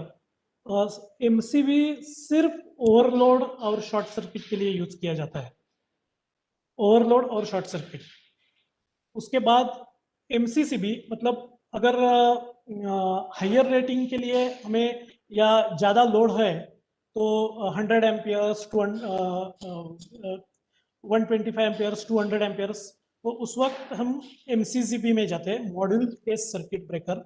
इसमें हमें ओवरलोड, शॉर्ट सर्किट और फॉल्ट प्रोटेक्शन ये सब मिल जाता है। Next ELCB, RCCB. ये ईएलसीबी और आरसीसीबी दोनों का फंक्शन सेम ही है, और leakage circuit breaker, residual current circuit breaker. इसका कंस्ट्रक्शन फेज में सबसे इंपॉर्टेंट रोल है। बहुत बार लोग क्या करते हैं, ईएलसीबी आरसीसीबी लगाया तो है, लेकिन वो बार बार ट्रिप हो रहा है, इसके लिए वो बाईपास कर देते हैं। दूसरी बात, कभी कभी ऐसा भी होता है कि उसका कनेक्शन ठीक ना होने की वजह से वो अंदर से डैमेज भी होता है, तो उसका टेस्टिंग भी नहीं होता है। मतलब अगर कुछ प्रॉब्लम भी हुआ तो वो ट्रिप भी नहीं होगा। तो उसका टेस्टिंग, मतलब उसमें एक ट्रिप का एक ये रहता है बटन, वो आपको बीच बीच में पीरियडिकली चेक करना है, वो ट्रिप बटन दबा के वो ट्रिप हो रहा है या नहीं हो रहा है, वो भी देखना है। और किसी भी हालत में ईएलसीबी आरसीसीबी आपको बाईपास नहीं करना है। अगर ट्रिप हो रहा है तो आपको आगे जो भी फॉल्ट है वो ढूंढना है, और वो फॉल्ट चेक करने के बाद उसको रेक्टिफाई करो और ईएलसीबी ऑन करो। आरसीबीओ मतलब एमसीबी और ईएलसीबी का कॉम्बिनेशन है। इसमें हमें दोनों प्रोटेक्शन मिलते हैं, ओवरलोड शॉर्ट सर्किट भी मिलता है और तीसरा अर्थ लीकेज का भी मिलता है। ACB, air circuit breaker. Air circuit breaker actually construction phase में ज़्यादा यूज नहीं होता है, लेकिन ये स्विच गियर का जो लिस्ट है उसमें मैंने दिया है। ये हेवी, मतलब 800 एम्पियर, 630 एम्पियर्स, 1200 1500 एम्पियर के लिए इसका पैनल में यूसेज होता है।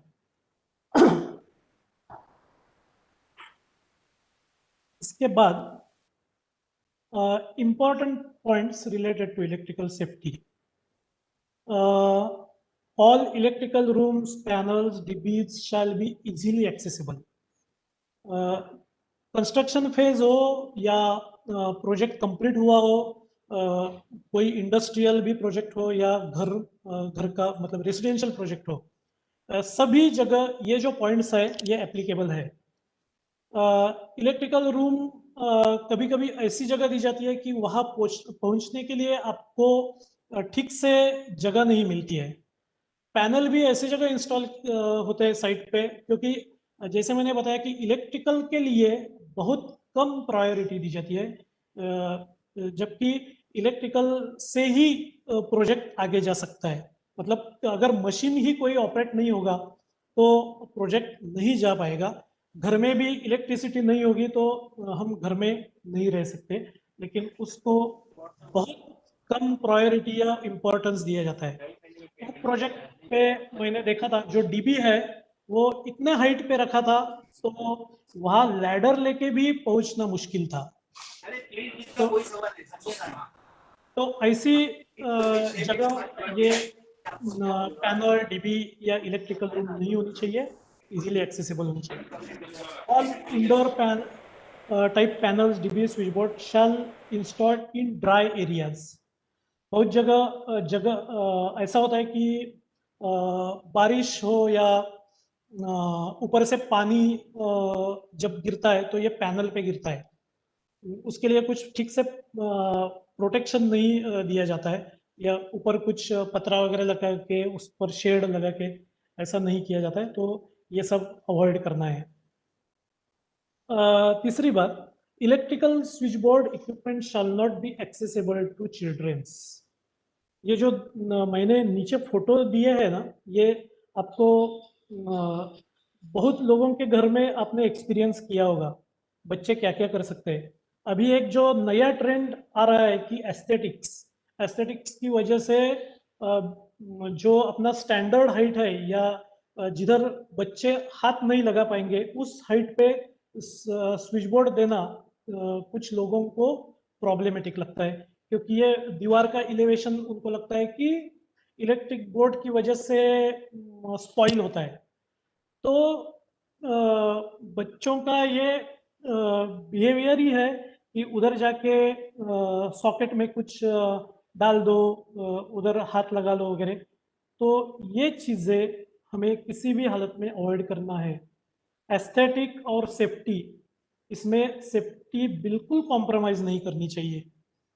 शायद इसमें कुछ आर्किटेक्ट्स वगैरह रहेंगे, उसके लिए भी मेरी रिक्वेस्ट है कि आप जब डिज़ाइन करोगे तो इस हाइट पे आप घर में या कहीं ऐसे स्विच बोर्ड ना दीजिए।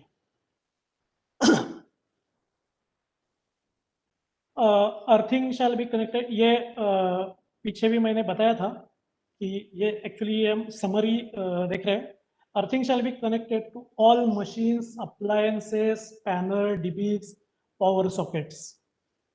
सभी मशीन्स में, इलेक्ट्रिकल मशीन्स में अर्थिंग होना जरूरी है, एक्सेप्ट उस पर अगर कुछ लिखा है जैसे बताया डबल इंसुलेटेड वगैरह, वो छोड़ के सभी मशीन में अर्थिंग होना जरूरी है।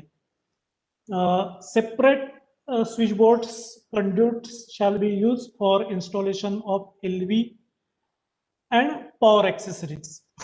बहुत बार ऐसा होता है कि टीवी, टेलीफोन या नेटवर्क का केबल, उसके लिए same conduit, same switch boards use किए जाते हैं, उसमें इंटरफेरेंस भी आता है। और दूसरी बात, मैं आगे फोटोग्राफ दिखाऊंगा, तो एक ही स्विच प्लेट में टीवी के सॉकेट है, टेलीफोन के सॉकेट है, और उसका पोजीशन आप बाद में देखोगे तो आप हैरान हो जाओगे, क्योंकि दोनों का जो वोल्टेज लेवल है वो अलग है। एलवी का 24 वोल्ट 48 वोल्ट रहता है, और अपना पावर का रहता है 230 240 वोल्ट्स 250 वोल्ट्स तक अपना वोल्टेज रहता है। अगर मेंटेनेंस इलेक्ट्रिकल ये अपना एलवी का करते वक्त अगर वो वायर कहीं साइड में लग गया तो वहाँ अपने जो एलवी के इक्विपमेंट है वो डैमेज हो सकते हैं। ऑल लाइव पार्ट्स, मतलब डीबी में हो या कहीं भी, जो भी लाइव पार्ट्स है उसको ठीक से इंसुलेटेड टेप हो या प्रॉपर कुछ भी इंसुलेशन यूज करके वो बंद करना चाहिए, ताकि डायरेक्ट किसी का हाथ उसको ना लगे। rubber mat of proper rating shall be laid in electrical rooms. Operation of switch gear to be done using electrical hand gloves. ये जैसे पहले मैंने बताया. Periodic maintenance of panels, machine, switch gear shall be done. Electrical का ये panels एक बार बिठा दिया तो जब तक उसमें कुछ प्रॉब्लम नहीं आता है तब तक कोई उधर देखता भी नहीं है. तो जैसे बताया कि उसमें पैनल में कुछ हीटिंग हो रहा है या कुछ हो रहा है तो वहाँ कोई ध्यान नहीं देता है. एक कुछ इंसिडेंस होता है तो ही किसी का ध्यान हो जाता है, ध्यान वहाँ जाता है. पैनल इंस्टॉल होने के बाद बहुत बार ये भी नोटिस किया है कि उसमें बहुत सारे जो केबल एंट्री के होल हो या कुछ भी उसके ग्लैंड प्लेट्स हो वो बंद नहीं किए जाते और उसकी वजह से उसमें रोडेंट या छिपकली वगैरह अंदर जाके अंदर बैठ जाते हैं और चूहे वगैरह अंदर जाके वायर काटते हैं और उसकी वजह से भी ये फायर के इंसिडेंट्स हो जाते हैं. उसका भी फोटोग्राफ्स है आगे, वो भी मैं दिखाता हूँ. तो पैनल इंस्टॉल करने के बाद उसका स्विच गियर, उसके नट बोल्ट्स, शटडाउन वगैरह लेके आपको चेक करने हैं. कभी कभी ये इलेक्ट्रिकल वाइब्रेशंस की वजह से उसमें इलेक्ट्रिकल नटबोल्ट वगैरह लूज हो सकते हैं या और भी कुछ वजह होती है. तो कंटिन्यूअसली हमें ये सब चीजें देखनी जरूरी है.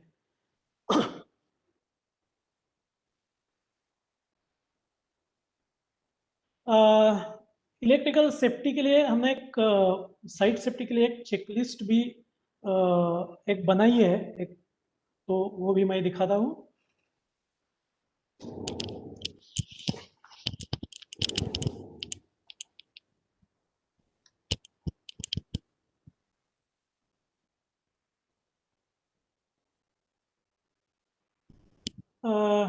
ये शीट दिखाई दे रही है क्या?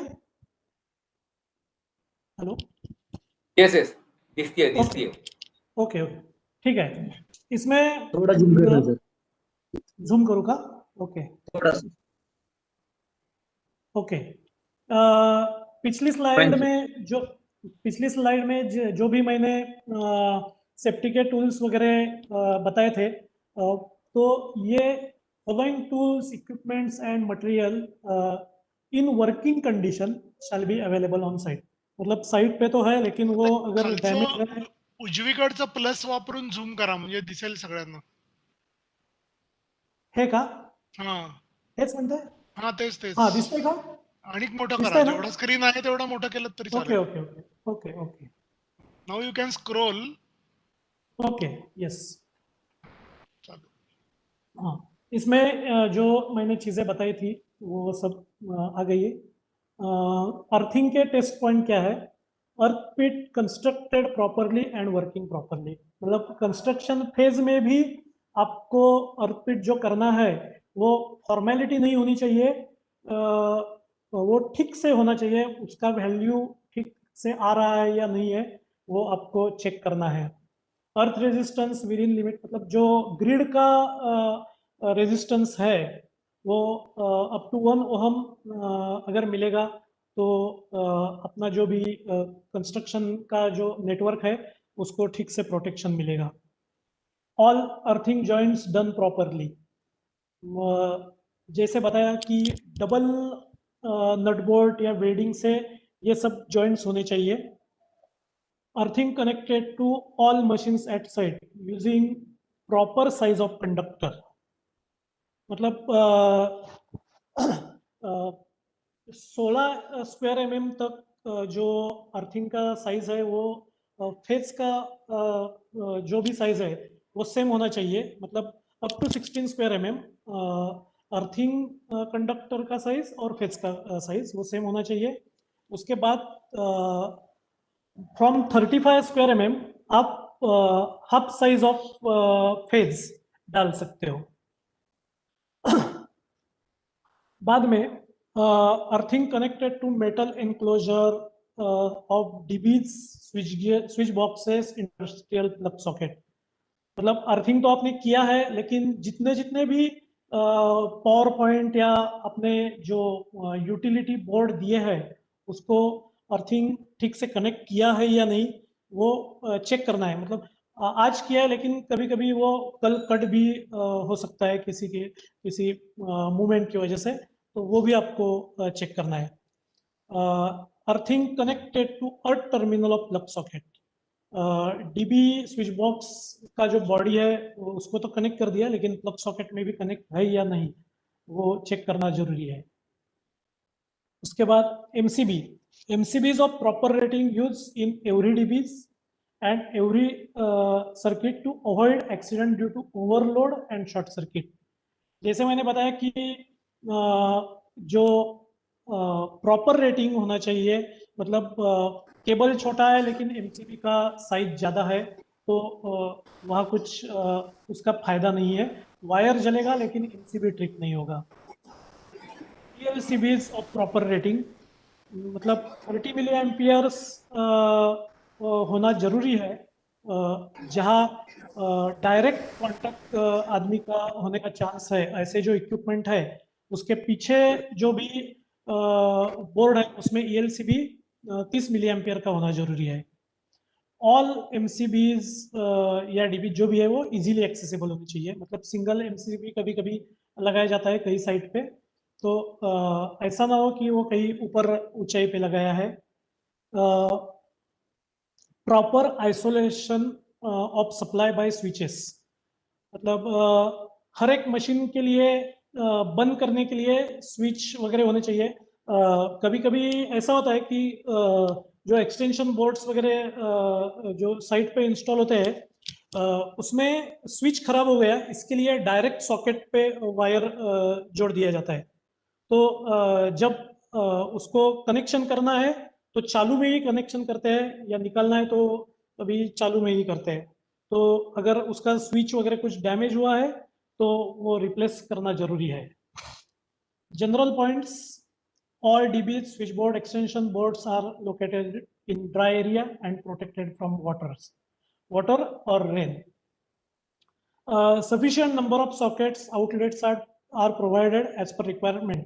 मतलब साइट पे एक साथ बहुत सारे एजेंसीज काम करते हैं, तो वहाँ अगर ठीक से जितनी जरूरी है उतने सॉकेट अगर नहीं दिए हैं तो वो लोग क्या करते हैं, उसका जो आगे का पिन ये प्लग वो निकाल देते हैं और डायरेक्ट वायर उसमें डाल देते हैं। तो एक ही सॉकेट में 4-5 वायर आपको दिखाई देंगे। तो सॉकेट कम होने की वजह से ये भी साइट पे वो लोग शॉर्टकट करते हैं। All lamps and electrical operated hand tools are properly earth. No any loose connection, ये आपको हमेशा चेक करते रहना चाहिए कि लूज कनेक्शन की वजह से कुछ हीटिंग हो रहा है या कुछ जल रहा है, वो भी देखना है। Joints are insulated and place at safe and dry areas. Hand gloves, safety shoes used while handling electrical machine tools and equipments.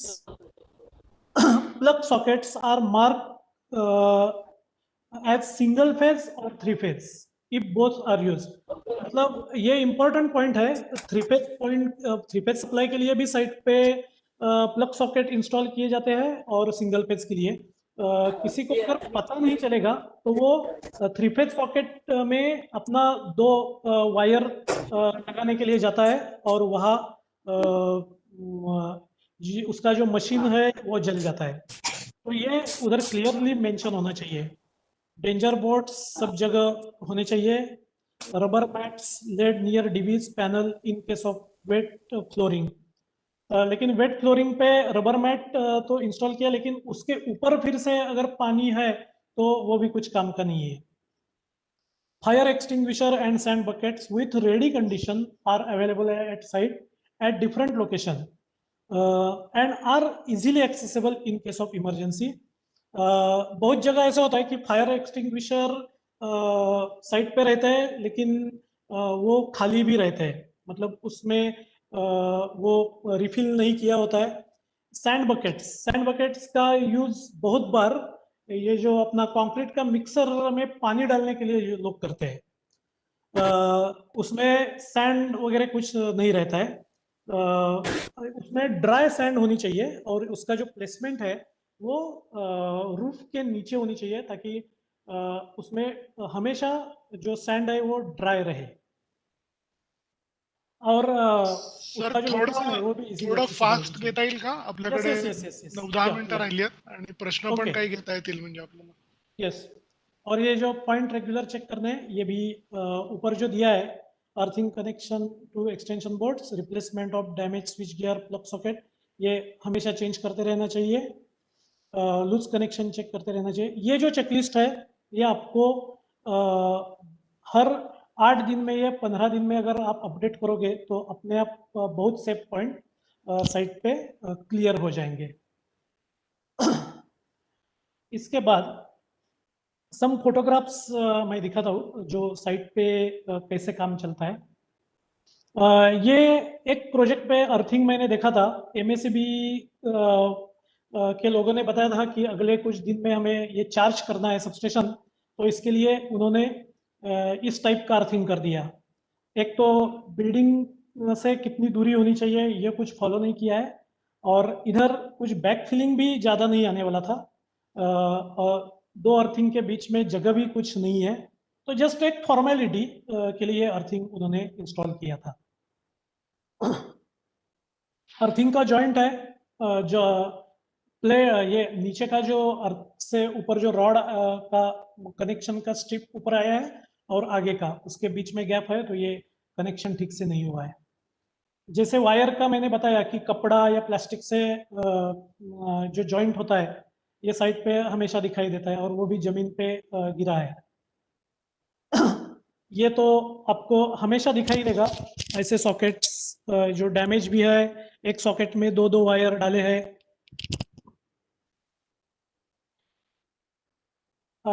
ये जो लूज कनेक्शन मैंने बताया ना, तो ये भी एक लूज कनेक्शन ही इसको हम बोल सकते हैं कि जो बसबार है और ये लग्स है, लग्स ठीक से नहीं ना लगाने की वजह से इसमें गैप हुआ है और उसका कांटेक्ट ठीक से नहीं हुआ है. तो कुछ दिन के बाद ये गर्म होते जाएगा और यहाँ से जो फायर या एक्सीडेंट है ये ऐसे इनिशिएट होगा.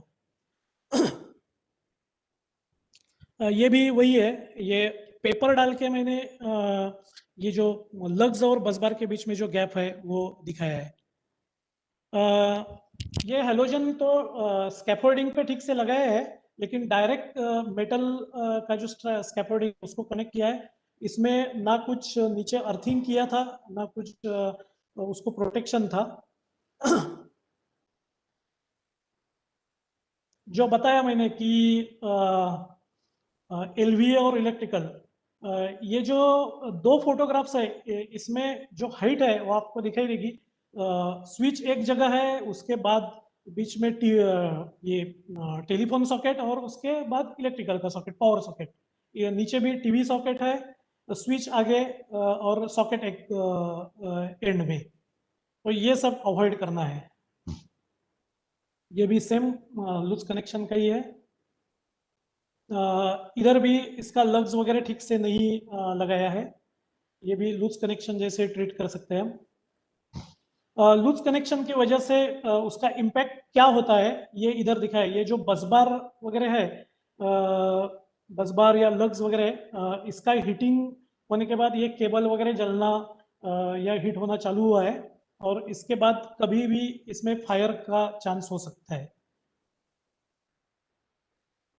एक ट्रांसफार्मर का बॉडी अर्थिंग है, ये तो कॉमन दिखाई देता है. एक ये चालू पैनल है एक प्रोजेक्ट पे. ये उसका मेंटेनेंस का जो कंडीशन है वो आप देख सकते हो. उसके आगे या उसका एक्सेस करने के लिए भी क्या कंडीशन है वो देख लीजिए. ये फायर बकेट जैसे मैंने बताया कि ओपन टू स्काई रखा है और ये अपोजिट एरिया है. मतलब इसका जो डोर है वो एग्जैक्टली अपोजिट है. मतलब अगर ट्रांसफार्मर के पास अगर कुछ इंसिडेंट होता है तो वो अंदर जाके इसको एक्सेस करेगा. मतलब उसका जो लोकेशन है वो पूरा गलत है और वो बाहर भी रखा है. मतलब बारिश का पानी डायरेक्ट जा और ये जो है ये 2 ट्रांसफार्मर के बीच में रखा है और सामने फीडर फिलर है, तो वहां हम जा भी नहीं सकते ठीक से। फोन आला होता मला हेलो, इलेक्ट्रिकल डक्ट का जो मैंने बताया, इलेक्ट्रिकल डक्ट का या रूम, इसमें ये इसका स्टोरेज बना लेते हैं लोग। इस टाइप का जो वायरिंग है, यहाँ से इलेक्ट्रिकल जो एक्सीडेंट्स है वो ऐसे चालू हो जाते हैं। मतलब इसमें ना कुछ ठीक से वायरिंग हुआ है, कुछ नहीं हुआ है, कभी भी इसमें स्पार्क हो सकता है, आग लग सकती है।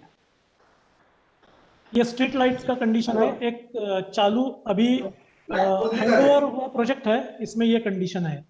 इस पोल में अर्थिंग भी नहीं था। लूज कनेक्शन की वजह से क्या हो सकता है, इसका ये एक हॉस्पिटल का ये फोटोग्राफ है।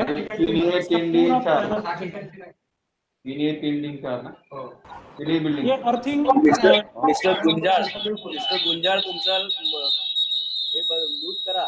गुंजाळ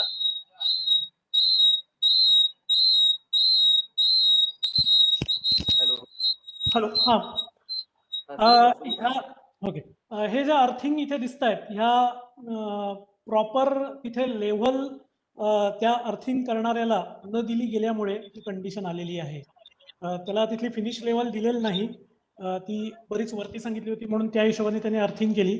ऍक्च्युली आम्ही रिकमेंड करतो की तुम्हाला आत्ता जी जागा तिथे दिलेली आहे त्याच्या खाली तुम्ही 300 mm काही असो त्याच्यावरती वरती हे येऊ दे किंवा काही होऊ दे, जर बॅक फिलिंग येणार असेल तर तुम्ही ती खालच्या लेवललाच घ्या. आणि ही जी अर्थिंग केलेली आहे, हा जो साईडचा जो फोटो आहे ती लोकल एका व्हेंडर कडनं घेतलेली अर्थिंग आहे, त्याच्यामध्ये काहीही नाहीये. असा पोकळ तुम्हाला, म्हणजे जेव्हा त्या अर्थिंग कट कराव्या लागल्या तेव्हा आम्हाला ही गोष्ट आणि जेव्हा त्याची व्हॅल्यू बरोबर आली नाही म्हणून ज्या कॅन्सल केल्या गेल्या, तर तिथे हे आम्हाला दृश्य दिसलेलं. हा एक एक्सटेन्शन बोर्डचा नमुना आहे. त्यांनी काय केलंय ते बघा आता ह्याच्यात. ती जी भोकं आहेत ती प्लग सॉकेट म्हणून त्यांनी बनवलेली आहेत आणि ती एक वायर आणली आणि या प्लायवूडच्या खाली त्याचं कनेक्शन केलंय आणि हे त्यांचं एक्सटेन्शन बोर्ड आहे. ट्रान्सफॉर्मरचं न्यूट्रल अर्थिंगची कंडिशन जी प्रॉपर झालेली नाहीये. साईटवरचे स्लॅबवरचे हॅलोजन्स हे अशा कंडिशन मध्ये. हा पॅनल साईटवरती पॅनल तर व्यवस्थित आहे, पण त्याला पॅनल पर्यंत पोहोचायला जर का समजा काही इमर्जन्सी असेल तर तिथे पोहोचायला जागाच नाहीये कुठेच. इथे जे दिसतंय हा जो ओपन कंडक्टर आहे हा त्यांनी न्यूट्रल ची लिंक म्हणून केलेला आहे. फेज सगळ्यावरती एमसीबी ला जोडलेले आहेत आणि न्यूट्रल अशी जोडलेली आहे. तर हे असे काही फोटोग्राफ्स मी आता तुम्हाला दाखवले. अशा बऱ्याच गोष्टी साईटवरती केल्या जातात. ऍक्च्युली एवढ्या म्हणजे हा 1.5 तासात असं कम्पॅरेटिव्हली कमी आहे, पण जेवढं शक्य तेवढं तुम्हाला मी दाखवायचा प्रयत्न केला. आणि आज जी संधी दिली मला इथे विद्युत सुरक्षा मंचनी, त्याबद्दल धन्यवाद.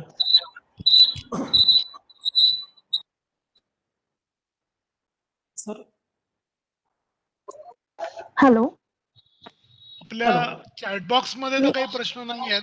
कोणी ओके, असतील तर हॅलो. सर एक सूचना करूयात आपण. हॅलो, हा एक आपण सूचना करूयात सगळ्यांना. हा ऐकू येते? हो, आपण हे सर फक्त तुमचं हे येत आहे जरा विसन येते. हा ओके, आता बघ. आपण हा जो काही वेबिनार आहे हा आपण YouTube लिंक वरती देणार आहोत. म्हणजे त्याचं स्ट्रीमिंग होत आहे सध्या, तर त्याची लिंक आपण सगळ्यांना नंतर पाठवणार आहोत. त्यामुळे प्रत्येकाला हा नवीन निवांतपणे बघता येण्यासारखा कार्यक्रम आहे नंतर सुद्धा. हॅलो. हा बोला बोला. मी Anuja Kulkarni, Pune construction engineering research foundation कडून. हो बोला. धन्यवाद फाटक सर.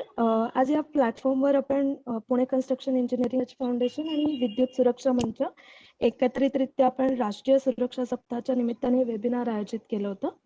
अतिशय चांगली माहिती दिली आहे आपण फाटक सर. आणि प्रत्येक क्षेत्रामध्ये अनेक बाकी क्षेत्र किंवा त्याचा काही भाग हे एकत्रित असतात. तर कन्स्ट्रक्शन सेफ्टीमध्ये इलेक्ट्रिकल क्षेत्राचं महत्त्व या निमित्ताने एका प्लॅटफॉर्मवर आपण सांगण्यासाठी संधी उपलब्ध झाली. त्याच्यामुळे राजीव जतकर सर तुम्हालाही धन्यवाद. आणि राष्ट्रीय सुरक्षा सप्ताहाच्या सगळ्यांना Pune construction engineering research foundation कडून खूप शुभेच्छा. थँक्यू. थँक्यू. धन्यवाद मॅडम. एक जस्ट जाता जाता मला सांगावंसं वाटतंय की सगळे कन्स्ट्रक्शनचे लोक पण आपल्या बरोबर आहेत आता, की बेसिकली इलेक्ट्रिकलची प्रोजेक्ट मधली कॉस्ट ही कंपॅरेटिव्हली खूप कमी असते. It is not even 10% of total project cost. But these days, even your execution also is dependent on electricity. Lot of automation and lot of electrical equipments are getting used at site. त्यामुळे साईटवर पण सध्या काम चालू असताना electrical supply व्यवस्थित असावा हे खूप इम्पॉर्टंट झालंय. खूप कॉस्टली इक्विपमेंट पण आता सध्या साईटवर असतात आपल्याकडे साईटवरचं काम चालू असताना. आणि मी सुरुवात केली होती तशीच मी शेवटी सांगेन की एक काय म्हणतात सहज लिफ्ट करता येईल असं पूर्ण सबस्टेशन आम्ही मेट्रोच्या ऍग्रिकल्चर कॉलेजच्या मागच्या साईटवर बघितलं होतं मुद्दाम. म्हणजे कोपऱ्यामध्ये एका आता सरांनी सांगितलं आपल्याला फाटक सरांनी तसं एक एलिव्हेटेड प्लॅटफॉर्म तयार केला होता. एक 1.5-2 फूट उंच चौथरा खाली बांधलेला होता. त्याच्या सगळ्या बाजूनी कुठूनही पाणी गळणार नाही अशी पत्र्यांचीच अरेंजमेंट केलेली होती. आज सबस्टेशन ला पुढे रबर मॅट्स वगैरे सगळं सगळं लावलेलं होतं. म्हणजे वी हॅव सीन इट. आणि ते अशा पद्धतीने केलं होतं की त्यांनी आम्हाला सांगितलं 3 महिन्यांनी आम्ही हेच उचलून आपल्या कोर्टाच्या तिथे घेऊन जाणार आहोत, कारण नंतर आमचं सगळं काम तिथून चालू होणार आहे.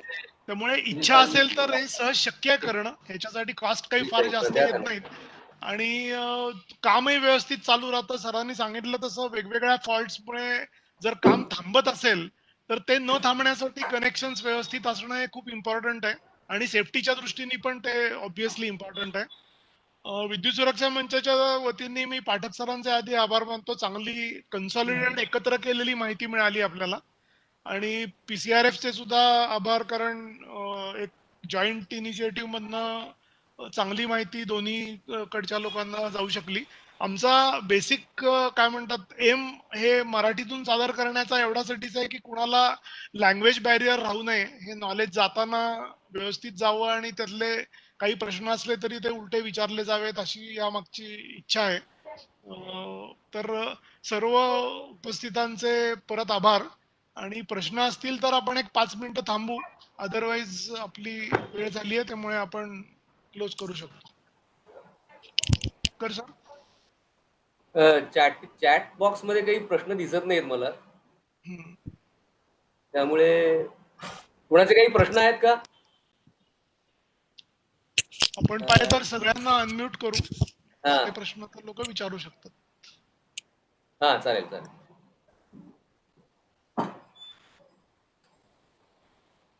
कोणाचे काही प्रश्न आहेत का?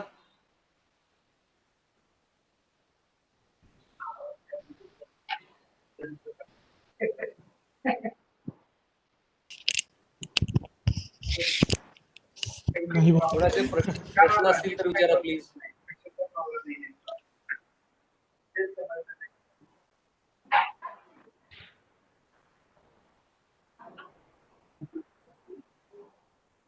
ज्या पद्धतीने आपल्याला लिंक मिळालेली आहे या प्रोग्रामची, त्या लिंक आयदर मेलवर मिळाली असेल तर तुम्ही मेलवर सुद्धा प्रश्न विचारू शकता, किंवा जर तुम्हाला व्हॉट्सअप मेसेज मधनं मिळाली असेल तर त्या व्हॉट्सअप तुम्ही प्रश्न विचारलेत तरी आम्ही उत्तर देण्याचा प्रयत्न करू. सर आता आपण लिंक दिलेली नाहीये कोणाला. हॅलो. नाही युट्यूबची नाही म्हणत मी, या प्रोग्रामचीच लिंक. प्रोग्रामची. जतकर साहेब. बोला बोला बोला. रायदूर बोलतो. बोला सर. बोला सर. हा, माहिती अतिशय चांगली सरांनी दिली. फक्त माझा पॉइंट एवढाच होता की हा प्रश्न नाही आहे ऍक्च्युली, की आता आपण अवेअरनेस बद्दल बरेच चर्चा केली, परंतु फिजिकली साईटवर कन्स्ट्रक्शनच्या साईटवर जे काम करणारे लोक आहेत त्यांच्यामध्ये अवेअरनेस कमी असल्यामुळं बऱ्याचदा ऍक्सिडेंट्स होतात आणि त्यासाठी अवेअरनेस वाढवणं एक मोठं काम आहे. बरोबर.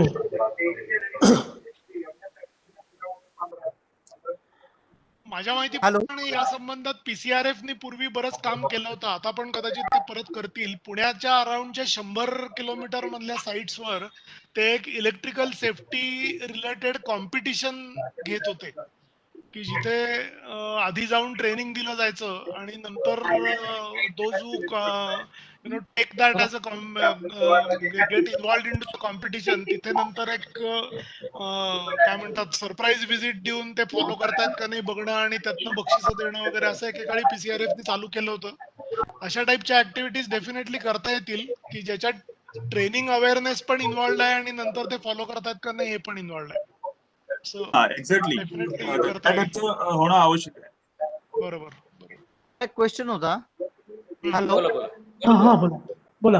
हा सर, मला एक क्वेश्चन आहे. अर्थिंग ते लिफ्ट असतात sir, lift, DG, transformer room, याला जे अर्थिंग देतात ते कशावरनं ठरवलं जातात की किती अर्थिंग द्यायचे किंवा नंबर ऑफ, त्याचं काय कॅल्क्युलेशन आहे का सर अर्थिंग साठी? ऍक्च्युअली त्या सगळ्याची खूप डिटेल कॅल्क्युलेशन्स असतात. ती सॉइल रेझिस्टिव्हिटीवर बेस्ड असतात. सॉइलची रेझिस्टिव्हिटी, जसं तुम्ही कन्स्ट्रक्शन मध्ये सॉइल आपण काय ते लोड बेअरिंग कपॅसिटी मोजतो, तशीच इलेक्ट्रिकल रेझिस्टिव्हिटी मोजली जाते आणि त्याच्यावरनं ठरतं की मिनिमम अर्थ रेझिस्टन्स येण्यासाठी किती अर्थपिट्स दिली पाहिजेत. आणि ही एक बाजू असते आणि दुसऱ्या बाजूने स्टॅट्युटरी रिक्वायरमेंट्स असतात. म्हणजे सबस्टेशन मध्ये अर्थिंग किती असली पाहिजेत, मीटरिंग रूमला अर्थिंग किती असली पाहिजेत, क्रिटिकल लोडला अर्थपिट्स किती असली पाहिजेत, या दोन्हीचं कॉम्बिनेशन करून इव्हेंच्युअली इलेक्ट्रिकल डिझायनर ठरवतो की त्या साईटवर किती अर्थपिट्स असली पाहिजेत आणि ती काय पद्धतीने केली पाहिजेत. तर त्याला डेफिनेटली कॅल्क्युलेशन्स आहेत. बेसिक डिझाईन ज्या वेळेला तुमच्याकडे येतं, इव्हन कन्स्ट्रक्शन साईटवर सुद्धा मोठी साईट असेल तर हे करणं शक्य आहे, रादर करणं गरजेचं पण आहे. नुसतं सरांनी सांगितलं तसं नावाला अर्थपीठ असून काही फायदा होतोच असं नाही ऐन वेळेला ज्या वेळेला. कारण कसं असतं, शेवटी तो सर्किट ब्रेकर ट्रिप होण्यासाठी एक ठराविक करंट त्या सर्किट ब्रेकर मधून जायला लागतो. त्यामुळे तुमच्या अर्थिंगचा रेझिस्टन्स जर जास्त असेल तर त्यांनी त्यांच्या प्रेझेंटेशन मध्ये सांगितलं तसं करंट जात राहतो, ब्रेकर ट्रिप होत नाही आणि केबल गरम होऊन जळू शकतात.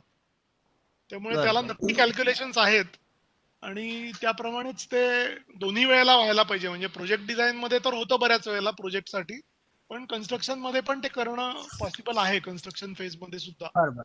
सर आमच्या इथं 9 लिफ्ट आहे, 9 लिफ्ट, तर प्रत्येकी लिफ्टला 2-2 दिलेले आहेत. तर ते कॅल्क्युलेशन म्हणजे कसं थंब रूल असतो का कसं असतं की आता आमच्या सांगितलं ना की 2 अर्थपीठ असली पाहिजेत प्रत्येक लिफ्टला, ही लिफ्टची रिक्वायरमेंट आहे आणि ही लिगल रिक्वायरमेंट झाली. अपार्ट फ्रॉम दॅट जो रेझिस्टन्स आला पाहिजे अर्थपीठचा, हा आपण नुसतं कुठेही एक अर्थपीठ करून खोल गेलो तर तो रेझिस्टन्स मिळतोच असं नाही. 3 मीटरच्या पुढे जर तुम्ही अर्थिंग खणलेलं असलं तर अर्थिंग रेझिस्टन्स मध्ये काहीही फरक पडत नाही, असं थिअरी आणि फिजिक्स सगळेच सांगतं. त्यामुळे मग तिथे मला नंबर ऑफ अर्थपीट्स वाढवून ती पॅरलल करावी लागतात रेझिस्टन्स खाली करण्यासाठी. ग्रीड थोडस इंटरफेअर करतो. साळी बोलतोय. हा बोला. नवीन आता रेग्युलेशन सीए रेग्युलेशन येत आहेत. याच्यामध्ये पूर्वी जसं होतं तुमचं 9 लिफ्टला 18 अर्थिंग, 4 जनरेटरला 4 चोक 16 अर्थिंग, ट्रान्सफॉर्मर असेल तर त्याचे इंटू 5 अर्थिंग, असे नंबर ऑफ अर्थिंग पीट्स जे आहेत ना त्याची संख्या आता महत्वाची नाही केलेली. आता त्यांनी त्या अर्थिंग त्या सॉइल रेजिस्टन्स तिथे अर्थिंग करायचं आणि कॉमन एक टर्मिनल पाहिजे तिथे, एमईटी म्हणतात त्याला, मेन अर्थिंग टर्मिनल. त्या अर्थिंग टर्मिनल सगळ्याची अर्थिंग आणून तिथे जोडायची. असे नवीन ह्याच्यामध्ये सुधारणा होती आहे आणि हे आता ड्राफ्ट हा आउट आहे, पब्लिकसाठी कॉमेंटसाठी बाहेर आलेला आहे. त्याच्यामुळे आता number of lifts into number of earthing हा प्रकार जाईल, आता तो काही राहणार नाही.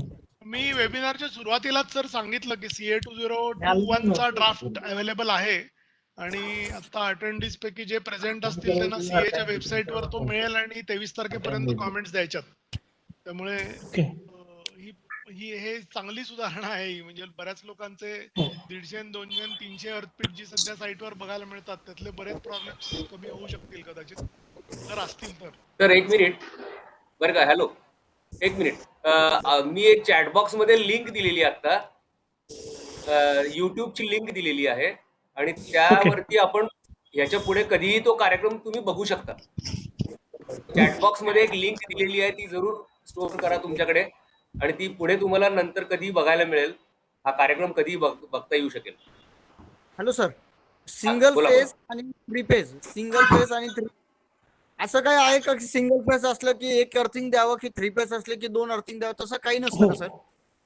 आहे आहे आहे आहे मग थ्री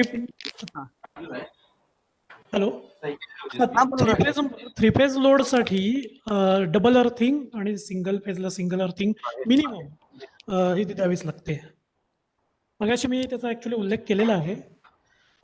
थ्री फेज लोडला double earthing mandatory. Nikam,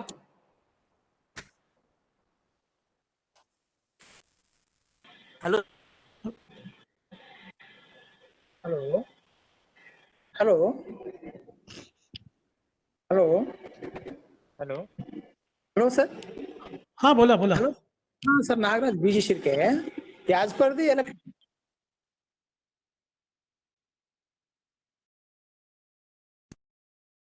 as per the electricity rules, single phase or three phase, it is correct or not sir? Sir आपका आवाज बीच में कट हुआ था, कुछ सुनाई नहीं दिया ठीक से. हेलो हेलो हाँ बोलिए question. बोलिए. repeat the question. Repeat. As per the electricity route, emissions, he required double earthings as per electricity route, whether may be single phase or three phase, whether may be correct or not. That is my question, sir. Hello. Okay.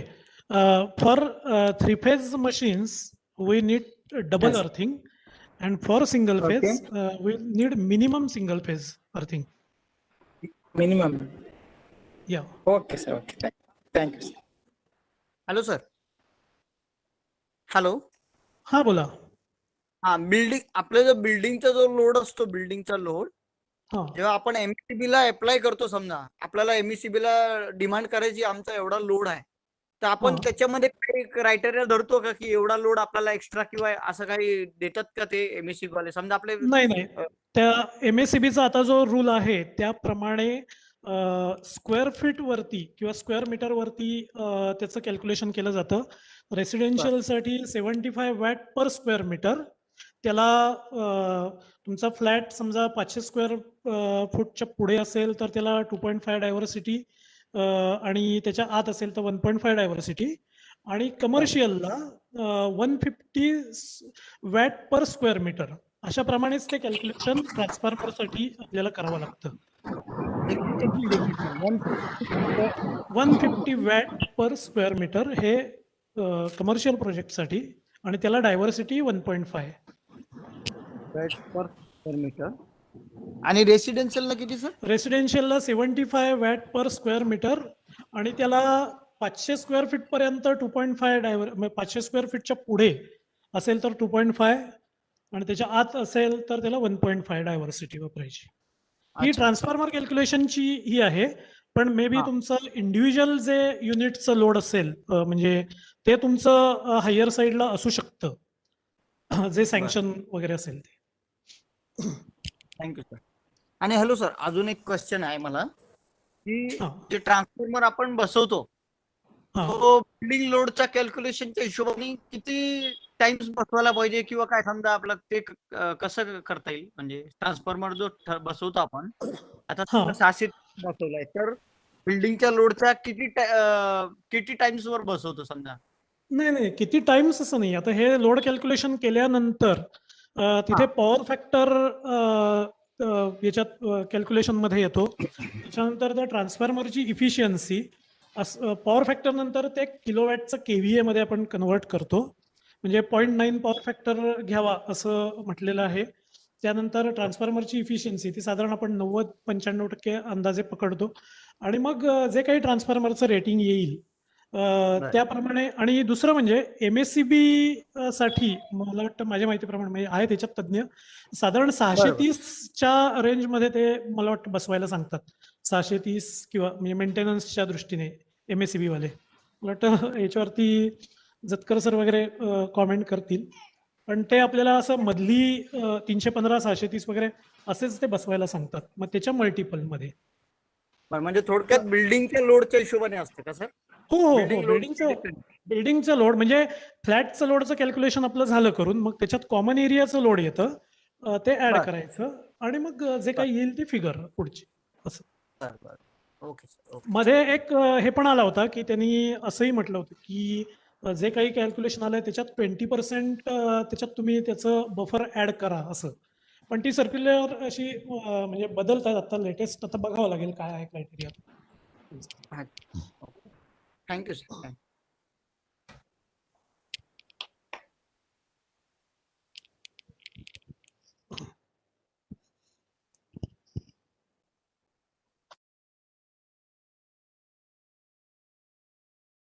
आपण थांबूयात मला वाटतं. नाही हा का? ठीक आहे. आपण थांबूयात. द्विवेदी साहेब आपण थांबूया. सर्वांचे मनापासून आभार. Thank you very much for your participation. Thank you. Thank you sir. Thank you. Thank you. Bye. Thank you.